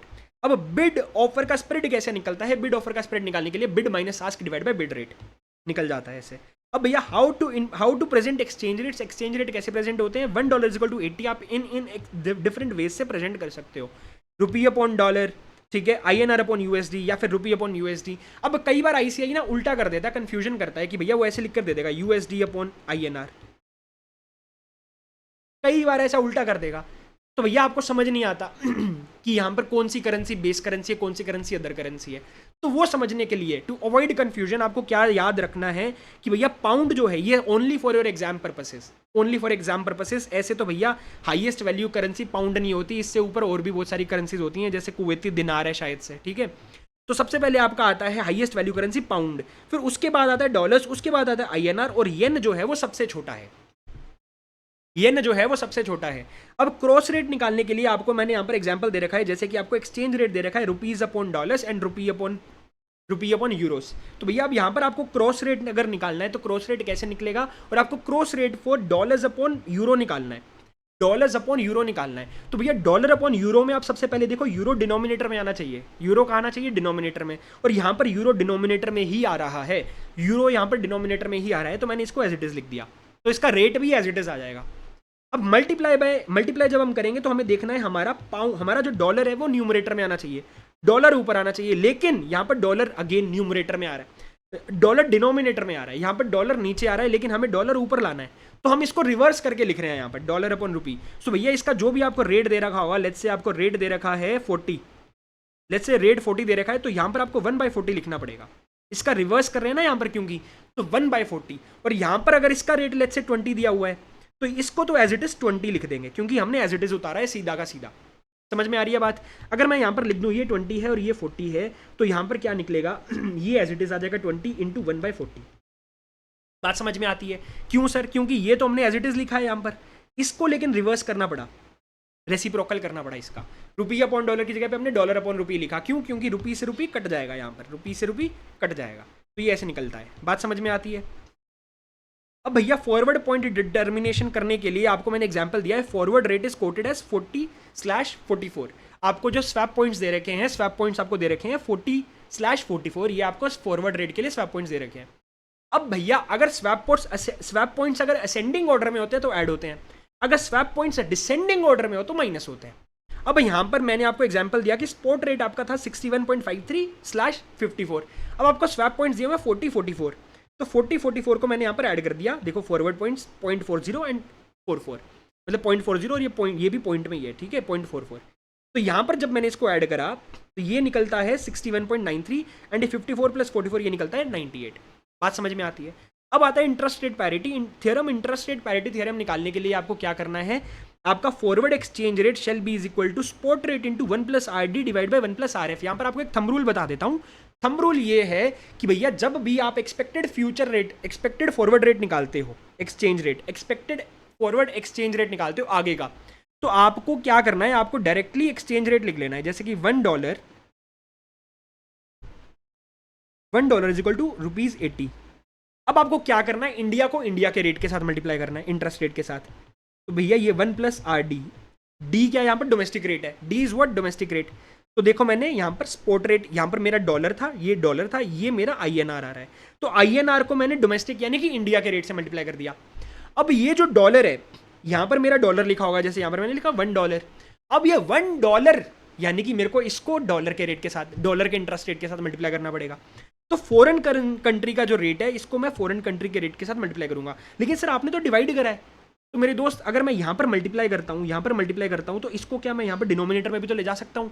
तो यहाँ पर मेरा आ जाएगा 1+ रेट ऑफ फॉरेन। बात समझ में आती है? 80 मेरा स्पॉट रेट था, इंडिया को इंडिया के रेट के साथ मल्टीप्लाई कर दिया, एंड डॉलर को डॉलर के रेट के साथ मल्टीप्लाई कर दिया, that means 1+RF foreign currency का। बात समझ में आती है? अब आते हैं purchasing power parity theorem. Purchasing power parity theorem कुछ नहीं है, यहाँ पर इंटरेस्ट रेट्स की बात हो रही थी, यहाँ पर बस इन्फ्लेशन रेट्स की बात हो रही है, बाकी सब सेम है। अब भैया इंटरनेशनल फिशर इफेक्ट में 2 स्टेप से निकलता है। इंटरनेशनल फिशर इफेक्ट में सबसे पहले आपको प्रीमियम या डिस्काउंट निकालना पड़ता है। प्रीमियम या डिस्काउंट निकालने के लिए आप क्या करते हो, inflation rate of domestic country minus inflation rate of foreign country divide by 1+ inflation rate of foreign country, ये निकल जाएगा आपका डेसिमल्स के अंदर। अब आपको स्पॉट रेट के अंदर अगर ये प्रीमियम, अगर स्पॉट रेट के अंदर आपको 1+ प्रीमियम या डिस्काउंट जो भी आ रहा है, अगर ये प्रीमियम आ रहा है तो आप इसको प्लस कर दोगे, अगर आपका डिस्काउंट निकल के आ रहा है तो आप इसको माइनस कर दोगे। नेक्स्ट आता है फॉरवर्ड प्रीमियम और डिस्काउंट। फॉरवर्ड प्रीमियम और डिस्काउंट कैसे निकलता है, अगर आपको प्रीमियम ऑन बेस करेंसी निकालने के लिए बोला गया है, अगर आपको प्रीमियम ऑन बेस करेंसी निकालने के लिए बोला गया है, बेस करेंसी क्या होती है आपकी, जैसे US dollar, $1 is equal to ₹80, this is your base currency. अगर आपको यानी कि डॉलर्स के ऊपर इस केस में अगर आपको प्रीमियम निकालने के लिए बोला गया है, तो आपको यहाँ पर निकालना है forward rate minus spot rate divide by spot rate into 12 divide by time, जितने भी टाइम का था ये पूरा, उस टाइम से आप डिवाइड कर दोगे इंटू 100। अगर आपको इनडायरेक्ट कोड दे रखा है क्वेश्चन में, and you are asked to calculate premium on the other currency, अगर आपको इनडायरेक्ट कोड दे रखा है, उस केस में कैसे निकालोगे, spot price minus forward rate divide by forward rate into 12 divide by time into 100। बात समझ में आती है? अब नेक्स्ट आता है फेट ऑफ फॉरवर्ड कॉन्ट्रैक्ट्स। देखो फेट ऑफ फॉरवर्ड कॉन्ट्रैक्ट यहाँ पर कवर करना पॉसिबल है नहीं, तो मैंने इसके सिर्फ और सिर्फ सिनेरियोज लिख दिए हैं। सिनेरियोज क्या है, डिलीवरी अंडर द कॉन्ट्रैक्ट होता है, या फिर कैंसिलेशन ऑफ द कॉन्ट्रैक्ट होता है, या फिर एक्सटेंशन ऑफ द कॉन्ट्रैक्ट होता है। हर केस में 3 सिनेरियोज बनते हैं, जैसे डिलीवरी अंडर द कॉन्ट्रैक्ट में delivery on the due date हो रही है, या फिर अर्ली डिलीवरी हो रही है, या फिर लेट डिलीवरी हो रही है। लेट डिलीवरी के केस में ऑटोमेटिक कैंसिलेशन लगती है, हर केस में लेट कैंसिलेशन में भी ऑटोमेटिक कैंसिलेशन, और यहाँ पर एक्सटेंशन ऑफ द कॉन्ट्रैक्ट है तो यहाँ पर भी अगर लेट कैंसिलेशन हो रही है तो ऑटोमेटिक कैंसिलेशन होगी। ठीक है, बात समझ में आती है। अब आता है expected loss and how it can be hedged using forward contract. आपका एक्सपेक्टेड लॉस अगर क्वेश्चन निकालने के लिए बोल देता है तो आप एक्सपेक्टेड लॉस कैसे निकालोगे? एक्सपेक्टेड लॉस निकालने के लिए expected spot rate on the settlement date, यानी कि जिस दिन आपकी सेटलमेंट हो रही है, जिस दिन आपके कॉन्ट्रैक्ट की सेटलमेंट हो रही है उस दिन एक्सपेक्टेड स्पॉट रेट क्या था वो निकाल लो, minus spot rate on the agreement date, यानी कि एग्रीमेंट, यानी कि लेट्स से एग्रीमेंट अपने आज करा है 0 पीरियड पे एंड सेटलमेंट 6 मंथ्स के बाद है, तो 6 मंथ्स के बाद जो स्पॉट रेट होने के चांसेस हैं, यानी कि एक्सपेक्टेड स्पॉट रेट वो लिख दिया, उसमें से हमने spot rate on the agreement date यानी कि 0 पीरियड वाला हमने रेट हटा दिया, तो आपका प्रॉफिट और लॉस जो है वो निकल के आया। अब हेजिंग बाय फॉरवर्ड कॉन्ट्रैक्ट कैसे होएगी?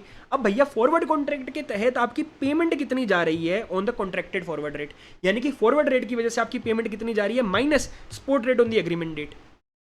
तो भैया यहां पर अगर आपने अग्रीमेंट नहीं किया होता, अगर आपने फॉरवर्ड एग्रीमेंट नहीं किया होता तो आपका कितना एक्सपेक्टेड स्पॉट रेट के हिसाब से आपने सेटलमेंट करी होती, और यहां पर स्पॉट रेट एग्रीमेंट डेट के हिसाब से क्या सेटलमेंट हो रही है उन दोनों का डिफरेंस, वो आपका प्रॉफिट लॉस आ गया। ठीक है, यहां पर payment as per contracted future as per contracted forward rate, यानी कि फॉरवर्ड रेट से आपने कितनी पेमेंट करी उसमें से आप spot rate on the agreement date हटा दो, तो यहां पर आपका जो लॉस आ रहा है ना या फिर जो प्रॉफिट आ रहा है, अगर प्रॉफिट आ रहा है तो वो प्रॉफिट आ रहा है या लॉस आ रहा है जो भी आ रहा है उसको कंपेयर करो ऊपर वाले के साथ। ठीक है, अगर प्रॉफिट आ रहा है दोनों केसेस में लेट्स से और प्रॉफिट बढ़ रहा है सो दैट मींस तब भी हेजिंग हुई। ठीक है, लेकिन बाय चांस लेट्स से ऐसा हो रहा है कि आपका यहां पर लॉस है यहां पर भी लॉस है, तो यहां पर ना आपका हेजिंग बाय फॉरवर्ड में यहां पर आपका रिड्यूस्ड लॉस होना चाहिए तभी हेजिंग होगी। अगर आपका लॉस इंक्रीज हो गया तो कोई हेजिंग नहीं हो रही ना मेरे दोस्त। ठीक है, बात समझ में आती है। अब number of options contract to be traded अगर आपको निकालना है, नंबर ऑफ ऑप्शंस कॉन्ट्रैक्ट आपको निकालने हो तो कैसे निकलेगा? Total amount to be hedged divide by lot size. ये ऑप्शंस की बात हो रही है, पूरा मैं ऊपर नीचे वाला नहीं दिखा रहा, सिर्फ एक फॉर्मूला था सिर्फ वो बता दिया। नंबर ऑफ फ्यूचर्स कॉन्ट्रैक्ट, अगर फ्यूचर का केस आता है, फ्यूचर्स में भी बहुत सारे स्टेप्स होते हैं, मैं बस आपको बीच में एक फॉर्मूला वाला स्टेप बता रहा हूँ। Total amount to be hedged divide by lot size अगर आपको निकालने हैं, नंबर ऑफ फ्यूचर्स कॉन्ट्रैक्ट्स कितने होने चाहिए वो। अब आता है money market cover. Money market cover में आता है अमाउंट टू बी बोरोड और इन्वेस्टेड। मनी मार्केट हेज में आपका अमाउंट टू बी बोरोड और इन्वेस्टेड क्या है भैया? मनी मार्केट हेज में क्या होता है आपको देखना होता है, फॉरेन कंट्री में आपकी एसेट है कि लाइबिलिटी है, उसकी प्रेजेंट वैल्यू तो निकालते हैं हम। तो भैया आपको फॉरेन करेंसी कितना अमाउंट टू बी बोरोड और इन्वेस्टेड जो भी है, अगर आपका वहां पर एसेट है फॉरेन कंट्री में तो आपको आज बोरोइंग करनी होगी। अगर आपका वहां पर एसेट है तो आज आप बोरो करोगे। ठीक है, तो आपका एसेट अमाउंट उसकी प्रेजेंट वैल्यू निकाल लोगे, और जो प्रेजेंट वैल्यू पे जो आपकी फॉरेन करेंसी निकल के आएगी उतना आप बाहर की कंट्री से बोरो कर लोगे। ऐसे ही करते हो। अगर आपकी लाइबिलिटी है, लेट्स से बाहर लाइबिलिटी है, तो आज आपको कुछ ना कुछ अमाउंट इन्वेस्ट करनी होगी। अब कितनी अमाउंट इन्वेस्ट करनी है? तो लाइबिलिटी डिवाइड बाय उसका प्रेजेंट वैल्यू कर लिया हमने, सिंपल सी बात है। तो जो भी प्रेजेंट वैल्यू निकल के आ रही है, liability amount divide by 1 + r × t, जो भी अमाउंट निकल के आ रही है उतनी फॉरेन करेंसी हम इन्वेस्ट करेंगे। अब इंटरनेशनल कैश मैनेजमेंट के अंदर आपकी दो चीजें आती हैं, exchange position and cash position. सबसे पहले एक्सचेंज पोजीशन और कैश पोजीशन में ना एक डिफरेंस समझ लो। कैश पोजीशन क्या होती है?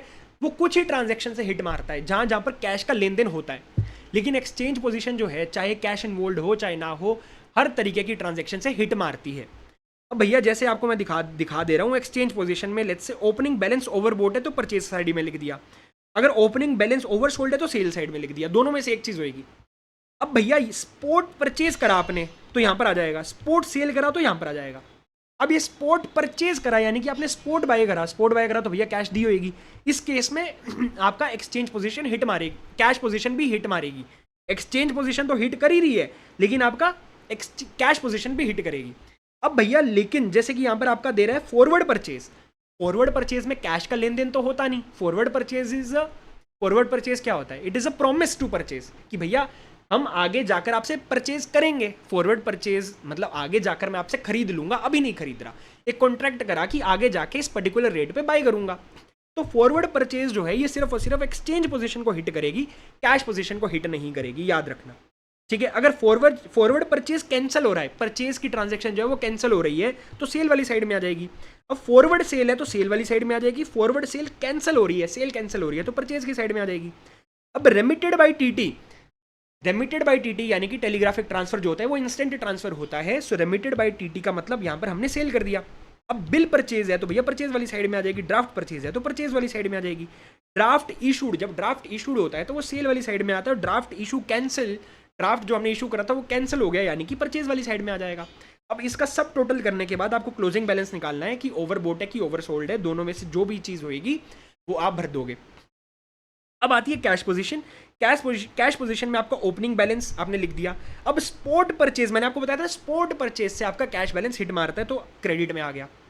क्रेडिट में क्यों आया? क्योंकि आपने डॉलर्स, पाउंड्स, जो भी दूसरी करेंसी है, जिस भी करेंसी की बात हो रही है या पाउंड्स हैं, वो हमने बाय करे हैं यानी कि हमारे अकाउंट में क्रेडिट हो गए, उतने डॉलर्स हमारे अकाउंट में आ गए हैं। ठीक है, अब भैया स्पॉट सेल हो रही है तो दैट मीन्स डेबिट हो गए यानी कि डॉलर्स हमारे अकाउंट से कट गए, डेबिट हो गए। अब जैसे बैंकिंग करते हो ना, नॉर्मल बैंकिंग ऑपरेशंस करते हो कि भैया जब आपके अकाउंट में सैलरी आ जाती है, स्टाइपेंड आ जाता है, इतने अमाउंट क्रेडिट हो गए, तो क्रेडिट हो गए यानी कि रुपीज़ आ गए। उस तरीके से देखना, यहाँ पर डॉलर्स क्रेडिट हो गए, जब आपने परचेज करा डॉलर्स अकाउंट में आ गए। डॉलर्स इज अ कमोडिटी है, हमारे लिए कुछ करेंसी नहीं है dollars, dollar is a commodity. अब वो कमोडिटी ऐसा समझ के चलो कि जैसे एक पेन होता है ना, आपके लिए एक पेन है, पेन खरीदा तो आपके अकाउंट में पेन आ गया, वैसे ही डॉलर खरीदा तो आपके अकाउंट में डॉलर आ गया। तो आपके अकाउंट में जब डॉलर आए यानी कि डॉलर्स क्रेडिट हो गए जब आपने बाय करे। जब आपने डॉलर सेल करे यानी कि बेच दिए, आपके अकाउंट से डॉलर्स चले गए यानी कि डेबिट हो गए, कट गए। अब remitted by TT, remittance by TT मैंने आपको बताया ये इंस्टेंट होता है, जब आपने रेमिटेंस कर दी टेलीग्राफिक ट्रांसफर से तो यानी कि इंस्टेंटली आपके अकाउंट से डॉलर्स चले गए। सब टोटल में फिर आपने क्लोजिंग कैश बैलेंस, आपने जो भी आ रहा है आपका क्रेडिट बैलेंस आ रहा है, डेबिट बैलेंस आ रहा है, वो आप लिख दोगे और बाद में टोटल लगा दोगे। अब नेक्स्ट आता है इंटरनेशनल फाइनेंशियल मैनेजमेंट। इसके अंदर एक ही फॉर्मूला इंपॉर्टेंट है, बाकी सारे आपको बड़े बड़े सम दिए हुए हैं, वो सारे बड़े बड़े सम आपको करके देखने पड़ेंगे, वो हम फॉर्मूला मैराथन में कवर नहीं कर रहे। तो भैया यहाँ पर आपको कॉस्ट ऑफ जीडीआर निकालने के लिए बोला जाता है। जीडीआर कैसे निकलती है, कॉस्ट ऑफ जीडीआर कैसे निकलता है? Dividend upon net proceeds into 100 plus growth. ये आपका कुछ हद तक अगर आपको याद हो, डिविडेंड मॉडल जैसा ही है, ठीक है, डिविडेंड ग्रोथ मॉडल जैसा ही है, तो याद करने में आपको आसानी होगी। ठीक है, वहाँ पर क्या होता था, जैसे D1 अपॉन P0 प्लस जी, याद है D1 प्लस, सर हमने तो ये पढ़ा था के E equal to D1 upon के ई माइनस डी। सर हमने तो ये पढ़ा था कि के ई P0 टू D1 अपॉन के ई माइनस जी। तो मेरे दोस्त अगर मैं इसको इस तरह से कर दूं कि भैया K E minus G is equal to D1 upon P0, ये भी तो लिख सकता हूँ।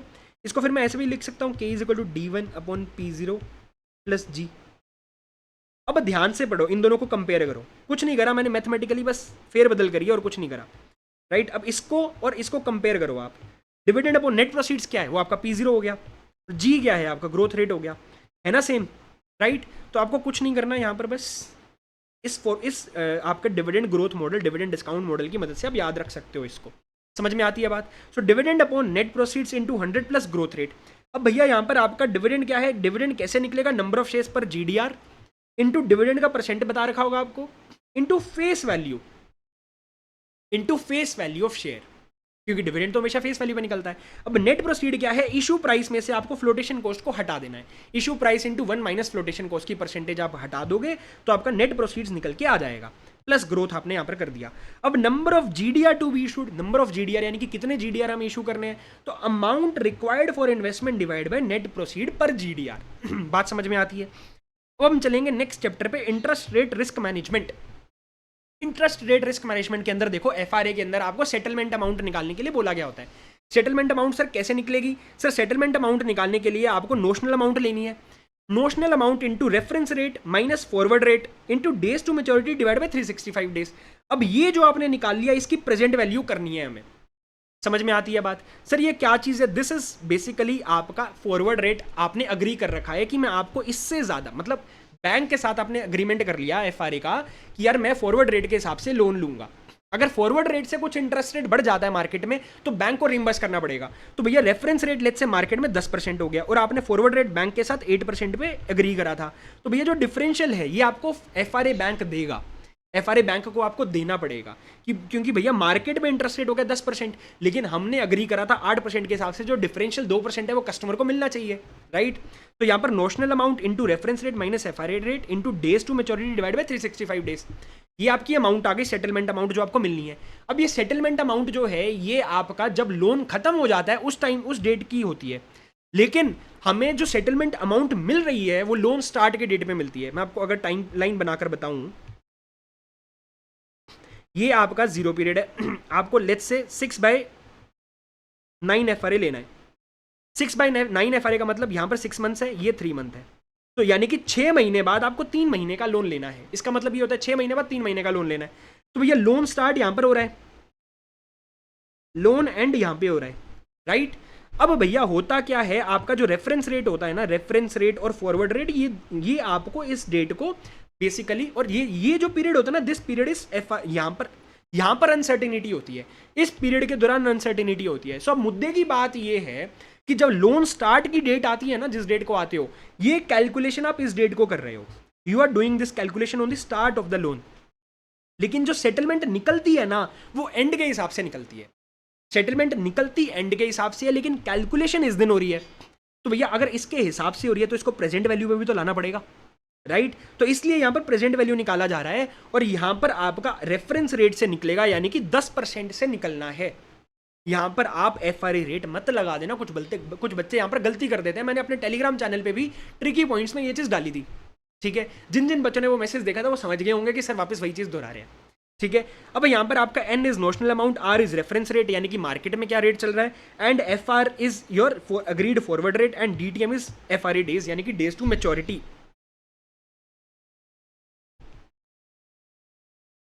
बात समझ में आती है। अब यहाँ पर अगर आपका रेफरेंस रेट जो है वो फॉरवर्ड रेट से बड़ा हो जाए, तो भैया यहाँ पर जो है सेलर यानी कि बैंक को पेमेंट करनी पड़ती है। बैंक का नुकसान हो गया, क्योंकि हमने कस्टमर ने यहाँ पर इस रेट पे अग्री कर लिया, कस्टमर ने 8% पे अग्री कर लिया, लेकिन 10% हो गया भाई साहब, रेट मार्केट में 10% हो गया, तो बैंक को 2% की पेमेंट करनी पड़ेगी, जैसे ऊपर दिखाया था।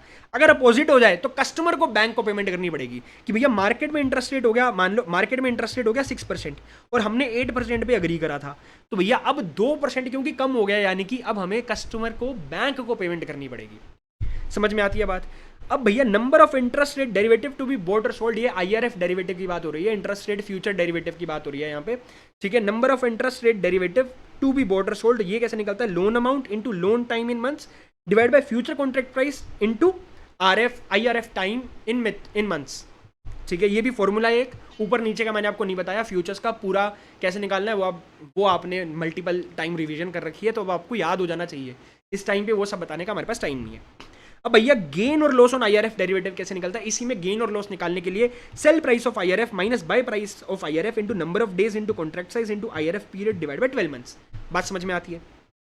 अब आता है conversion factor and cheapest to deliver. Conversion factor and cheapest to deliver, तो यहाँ पर आपका कन्वर्जन फैक्टर की मदद से आपको क्या निकालना है, actual delivery price for a given deliverable bond, यानी कि आपको मल्टीपल पूल ऑफ बॉन्ड्स दे रखे होते हैं, आपके पास 5 बॉन्ड्स हैं मान लो। अब वो आपको हर बॉन्ड का आपको क्या करना है, कन्वर्जन फैक्टर के साथ मल्टीप्लाई करके फ्यूचर्स, मतलब conversion factor into futures price से जब आप मल्टीप्लाई करोगे तो क्या निकल के आएगा, actual delivery price for a given deliverable bond, ठीक है। अब यहाँ पर उसके बाद प्रॉफिट और लॉस ऑन सेलर, प्रॉफिट और loss of seller on futures. अब भैया फ्यूचर्स के ऊपर सेलर का कितना प्रॉफिट या लॉस हुआ वो निकालना है, तो भैया future settlement price into conversion factor minus coated spot price of the deliverable bond.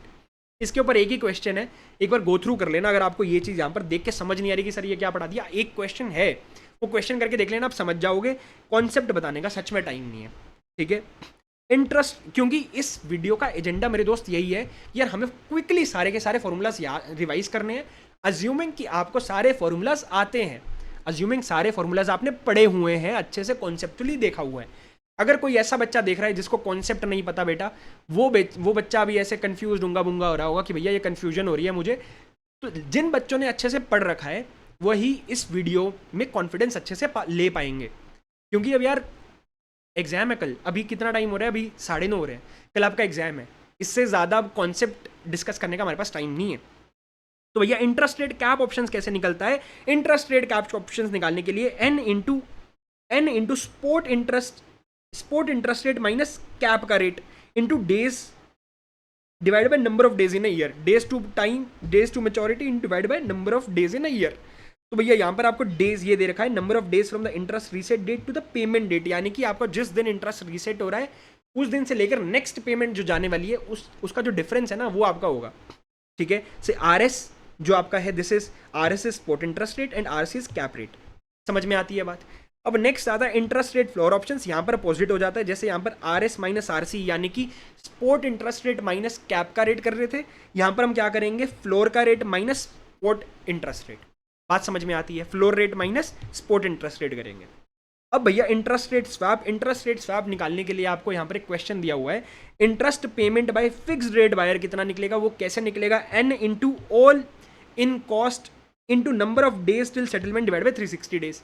अब interest payment by floating rate payer का इंटरेस्ट पेमेंट क्या कैसे निकलेगा, notional amount into floating interest rate into number of days till maturity days till settlement divide by 360 days. तो इसमें से जब इसको हटाओगे तो आपका नेट सेटलमेंट अमाउंट निकल के आ जाएगा। अब थियोरेटिकल एफआरए रेट कैसे निकालना है, इसके लिए मैंने आपको एग्जांपल दे दिया है। एक थियोरेटिकल एफआरए कैसे निकलता है कि भैया मान के चलो आपको पहले 3 महीने का इंटरेस्ट रेट दे रखा है 4.5% पर एनम एंड 6 मंथ्स का, अभी आप जीरो पीरियड पे खड़े हो, बैंक आपको बोल रहा है 3 महीने का रेट है इतना और 6 मंथ्स का लोन लेते हो तो 5% मिलेगा। अब हमें क्या चाहिए, हमें चाहिए नेक्स्ट 3 मंथ्स की भैया हम यहां पर खड़े हैं, ठीक है। अब बैंक बोल रहा है अगर आप 3 मंथ्स के लिए लोन लेते हो तो 4.5% रेट लगेगा, वो बोल रहा है अगर आप 6 मंथ्स के लिए यानी कि पूरे 6 मंथ्स के लिए लोन लेते हो तो आपको रेट लगेगा 5%। लेकिन हम चाहते हैं हमें तो सिर्फ इतने टाइम पीरियड का इंटरेस्ट रेट बता दो, यानी कि 3/6 एफआरए। तो 3/6 एफआरए हमें निकालना है, वो कैसे निकलेगा, सबसे पहले 3 महीने का इंटरेस्ट रेट जो है आपका, 3 महीने का इंटरेस्ट रेट क्या है 4.5%, फिर अगले 3 मंथ्स का इंटरेस्ट रेट के साथ मल्टीप्लाई कर दो, वो हमें पता नहीं, नेक्स्ट 3 मंथ्स का इंटरेस्ट रेट हमें पता नहीं, so 1 + r into 3/12 this shall be is equal to 6 months का इंटरेस्ट रेट। तो 1 + 5% जो हमें दे रखा है इंटू 6/12। अब इसको सॉल्व करोगे तो आपका निकल कर आ जाएगा 5.44%, ठीक है। अब आता है बिजनेस वैल्यूएशन। अब भैया बिजनेस वैल्यूएशन के अंदर सबसे पहले आपको WACC निकालने का फॉर्मूला दिया गया है। WACC कैसे निकलेगा, सो बेसिकली आपको कुछ नहीं करना, weighted average cost of capital निकालने के लिए भैया वेट से मल्टीप्लाई करना है। सो कॉस्ट ऑफ इक्विटी को वेट ऑफ इक्विटी के साथ मल्टीप्लाई करोगे, वेट ऑफ इक्विटी कैसे निकलता है, equity divide by equity plus debt, और कॉस्ट ऑफ डेट को आप मल्टीप्लाई करोगे debt upon equity plus debt के साथ। और भैया यहाँ पर जो केडी है ये post tax cost of debt लेना है, ICI खुराफाती खेलता है, वो प्री टैक्स देता है, तो प्री टैक्स को नेट ऑफ टैक्स करना मत भूलना। और यहाँ पर K is equal to cost of equity which can be calculated using CAPM, आप इसको CAPM की मदद से निकाल सकते हो अगर क्वेश्चन में नहीं दिया हुआ। अब नेक्स्ट आता है based on the net asset value, अगर आपको वैल्यूएशन ऑफ फर्म निकालनी है, बिजनेस वैल्यू निकालनी है based on the net asset value, तो वैल्यू ऑफ इक्विटी कैसे निकलती है, value of equity is equal to fixed asset plus net current asset minus long term debt minus contingent liability, या फिर वैल्यू ऑफ इक्विटी निकल सकती है equity share capital plus reserve and surplus minus contingent liability से। एक आपका asset side से बता दिया, एक आपका इक्विटी लायबिलिटी वाली साइड से बता दिया। अब भैया बेस्ड ऑन रियलाइजेबल वैल्यू आप कैसे निकालोगे, value of equity is equal to net asset at realisable value, आपके जो नेट एसेट्स है उनकी जो मार्केट में आपको रियलाइजेबल वैल्यू मिल रही है बस वो उसकी कैलकुलेशन करनी है, उसका सम करना है।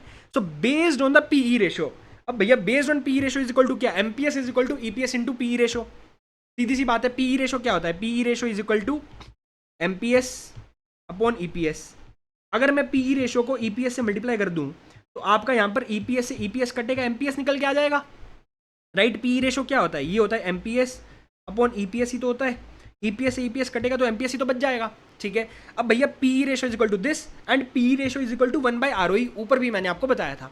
अब EPS एक तरीके से कैसे निकल सकता है, earnings available for equity share holders जो है आपकी, वो उसको टोटल नंबर ऑफ शेयर से आप डिवाइड कर दोगे तो आपका अर्निंग पर शेयर निकल के आ जाता है। अब अर्निंग कैपिटलाइजेशन मेथड से अगर आपको निकालना है value of firm, earning capitalisation method से निकालना है तो आपको expected annual maintainable profits divide by capitalisation rate करना है, तो आपका इससे निकल के आ जाएगा।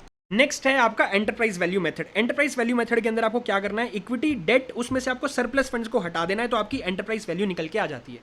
एंटरप्राइज वैल्यू क्या है, again equity plus debt minus surplus funds.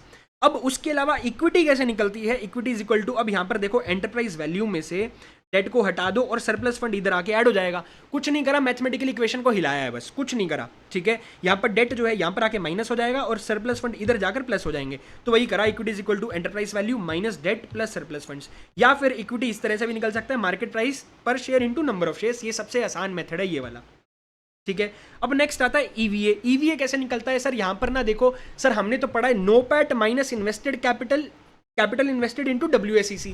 Sir आपने इसको एडजस्टेड क्यों लिखा, समझोगे आप इसको एडजस्टेड क्यों लिखा, क्योंकि ये adjusted for non cash expenses है, adjusted for non cash expenses हैं। तो भैया आपका यहां पर NOPAT कैसे निकलता है, NOPAT is equal to EBI into 1 minus taxes. NOPAT क्या होता है, EBIT इंटू 1 माइनस टैक्सेस, और आपका एडजस्टेड NOPAT क्या है, NOPAT plus non cash expenses. और नॉन कैश एक्सपेंसेस क्या हो सकते हैं, provision for bad and doubtful debts, बात समझ में आती है? तो ये आपका एडजस्टेड नोपेट निकल के आ गया। अब भैया आपको एडजस्टेड इन्वेस्टेड कैपिटल भी निकालनी है। इन्वेस्टेड कैपिटल के अंदर अगेन नॉन कैश एक्सपेंसेस का एडजस्टमेंट। तो इन्वेस्टेड कैपिटल कैसे निकल सकती है? Total assets plus intangibles not recorded in the books minus non interest bearing current liabilities plus non cash expenses, ये लास्ट में आपको ऐड करने हैं, जिससे आपका इन्वेस्टेड कैपिटल एडजस्टेड हो जाता है। दिस इज इन्वेस्टेड कैपिटल और ये आपकी एडजस्टमेंट हो रही है। या फिर आप इसको ऐसे भी बोल सकते हो, equity including reserve and surplus plus long term date plus intangibles not recorded plus non cash expenses. बात समझ में आती है? अब नेक्स्ट आपको ईवीए डिविडेंड निकालना है। EVA dividend is equal to EVA divide by number of equity share. बहुत आसान है।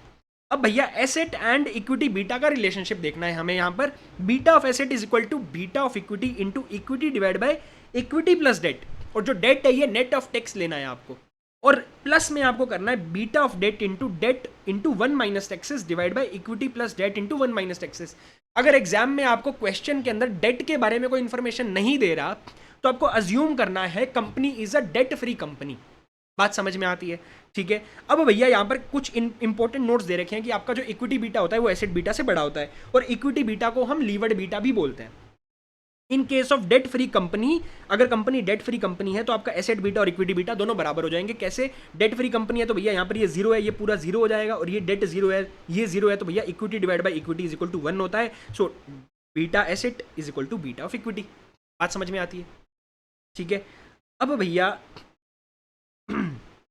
Calculation of equity beta for a new business और प्रोजेक्ट। अगर आपको इक्विटी बीटा निकालना है, आपको एक क्वेश्चन में दे नहीं रखा कि इक्विटी बीटा कैसे निकालना है, क्वेश्चन में इक्विटी बीटा दे नहीं रखा तो आपको कैसे निकालना है, तो आपको सबसे पहले प्रॉक्सी कंपनीज को आइडेंटिफाई करना है। अब प्रॉक्सी कंपनीज को आइडेंटिफाई कर लिया, प्रॉक्सी कंपनीज को आइडेंटिफाई करने के लिए आपको करने के बाद आपको उनकी कंपनी के बीटा में से लिवरेज को हटाना पड़ेगा, यानी कि डी गियर करना पड़ेगा। सर डी गियर क्यों करना है? क्योंकि डिफरेंट कंपनीज का लिवरेज का स्ट्रक्चर, यानी कि आपकी कंपनी का डेट स्ट्रक्चर और उस कंपनी का डेट स्ट्रक्चर अलग अलग हो सकता है, तो आपको इसीलिए लेवरेज यानी कि डेट का तड़का हटाना पड़ेगा। ठीक है। तो आपने इसको डी गियर करा। सो बेसिकली जो आपके पास इक्विटी बीटा है ये प्रॉक्सी कंपनीज का है, इसमें से आपने equity divide by equity plus debt into 1 minus taxes करके आपने इसको डी गियर कर दिया।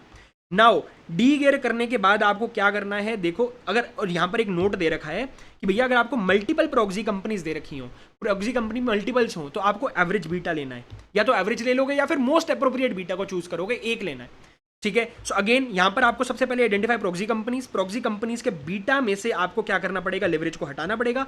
लेवरेज को हटाने के बाद फिर आपको आपकी कंपनी के लेवरेज के हिसाब से उसको री गियर करना पड़ेगा। री गियर यानी कि अब आपको खुद के डेट स्ट्रक्चर के साथ इसका बीटा ऑफ इक्विटी कैलकुलेट करना पड़ेगा। This is now equity beta of your company. पहले ये इक्विटी बीटा जो था this was equity beta of the proxy companies. बात समझ में आती है? अब हम चलेंगे मर्जर्स एक्विजिशन वाले चैप्टर पे। मर्जर एक्विजिशन के अंदर सबसे पहले स्वैप रेशो आपको दिया हुआ है। स्वैप रेशो कैसे कंप्यूट करना है मेरे दोस्त? स्वैप रेशो के लिए मैंने हमेशा यही बात बोली है, दोनों पास्ट की दोनों वीडियोस में मैंने यही बात बोली थी कि भैया आपको टारगेट कंपनी का factor divide by acquirer company का फैक्टर, टारगेट के फैक्टर को हमेशा ऊपर रखना है। ठीक है। और अगर आपको कोई नेगेटिव फैक्टर दे रखा है, जैसे कि एनपीए, वैसे मतलब आपके वैसे नॉर्मली फैक्टर्स जो होते हैं वो पॉजिटिव फैक्टर्स होते हैं, फॉर एग्जांपल ईपीएस, एमपीएस, ठीक है, या फिर बुक वैल्यू पर शेयर। लेकिन अगर आपको कोई नेगेटिव फैक्टर दे दे, यानी कि एनपीए क्या है, नॉन परफॉर्मिंग एसेट, जैसे बैंक के केस में होता है, तो आपको उल्टा कर देना है। अब आपका फैक्टर जो है वो अपोजिट हो जाएगा, यानी कि एक्वायरर का फैक्टर ऊपर, टारगेट का फैक्टर नीचे। अब आता है post merger EPS. Post merger EPS कैसे निकलेगा? आपको मर्जर के बाद की जो कंबाइंड अर्निंग है, यानी कि आपकी कंपनी की अर्निंग और जो टारगेट कंपनी है उसकी भी अर्निंग को मिला लो, और टोटल अर्निंग्स आ जाएंगी ऊपर, एंड नीचे टोटल नंबर ऑफ शेयर्स आ जाएंगे, यानी कि नंबर ऑफ शेयर्स जो एक्वायरर के पहले से थे प्लस जो टारगेट को number of shares new issue जो हमने करे हैं वो। ठीक है। Equivalent EPS of target company, यानी कि टारगेट कंपनी का इक्विवेलेंट ईपीएस कितना मिलेगा?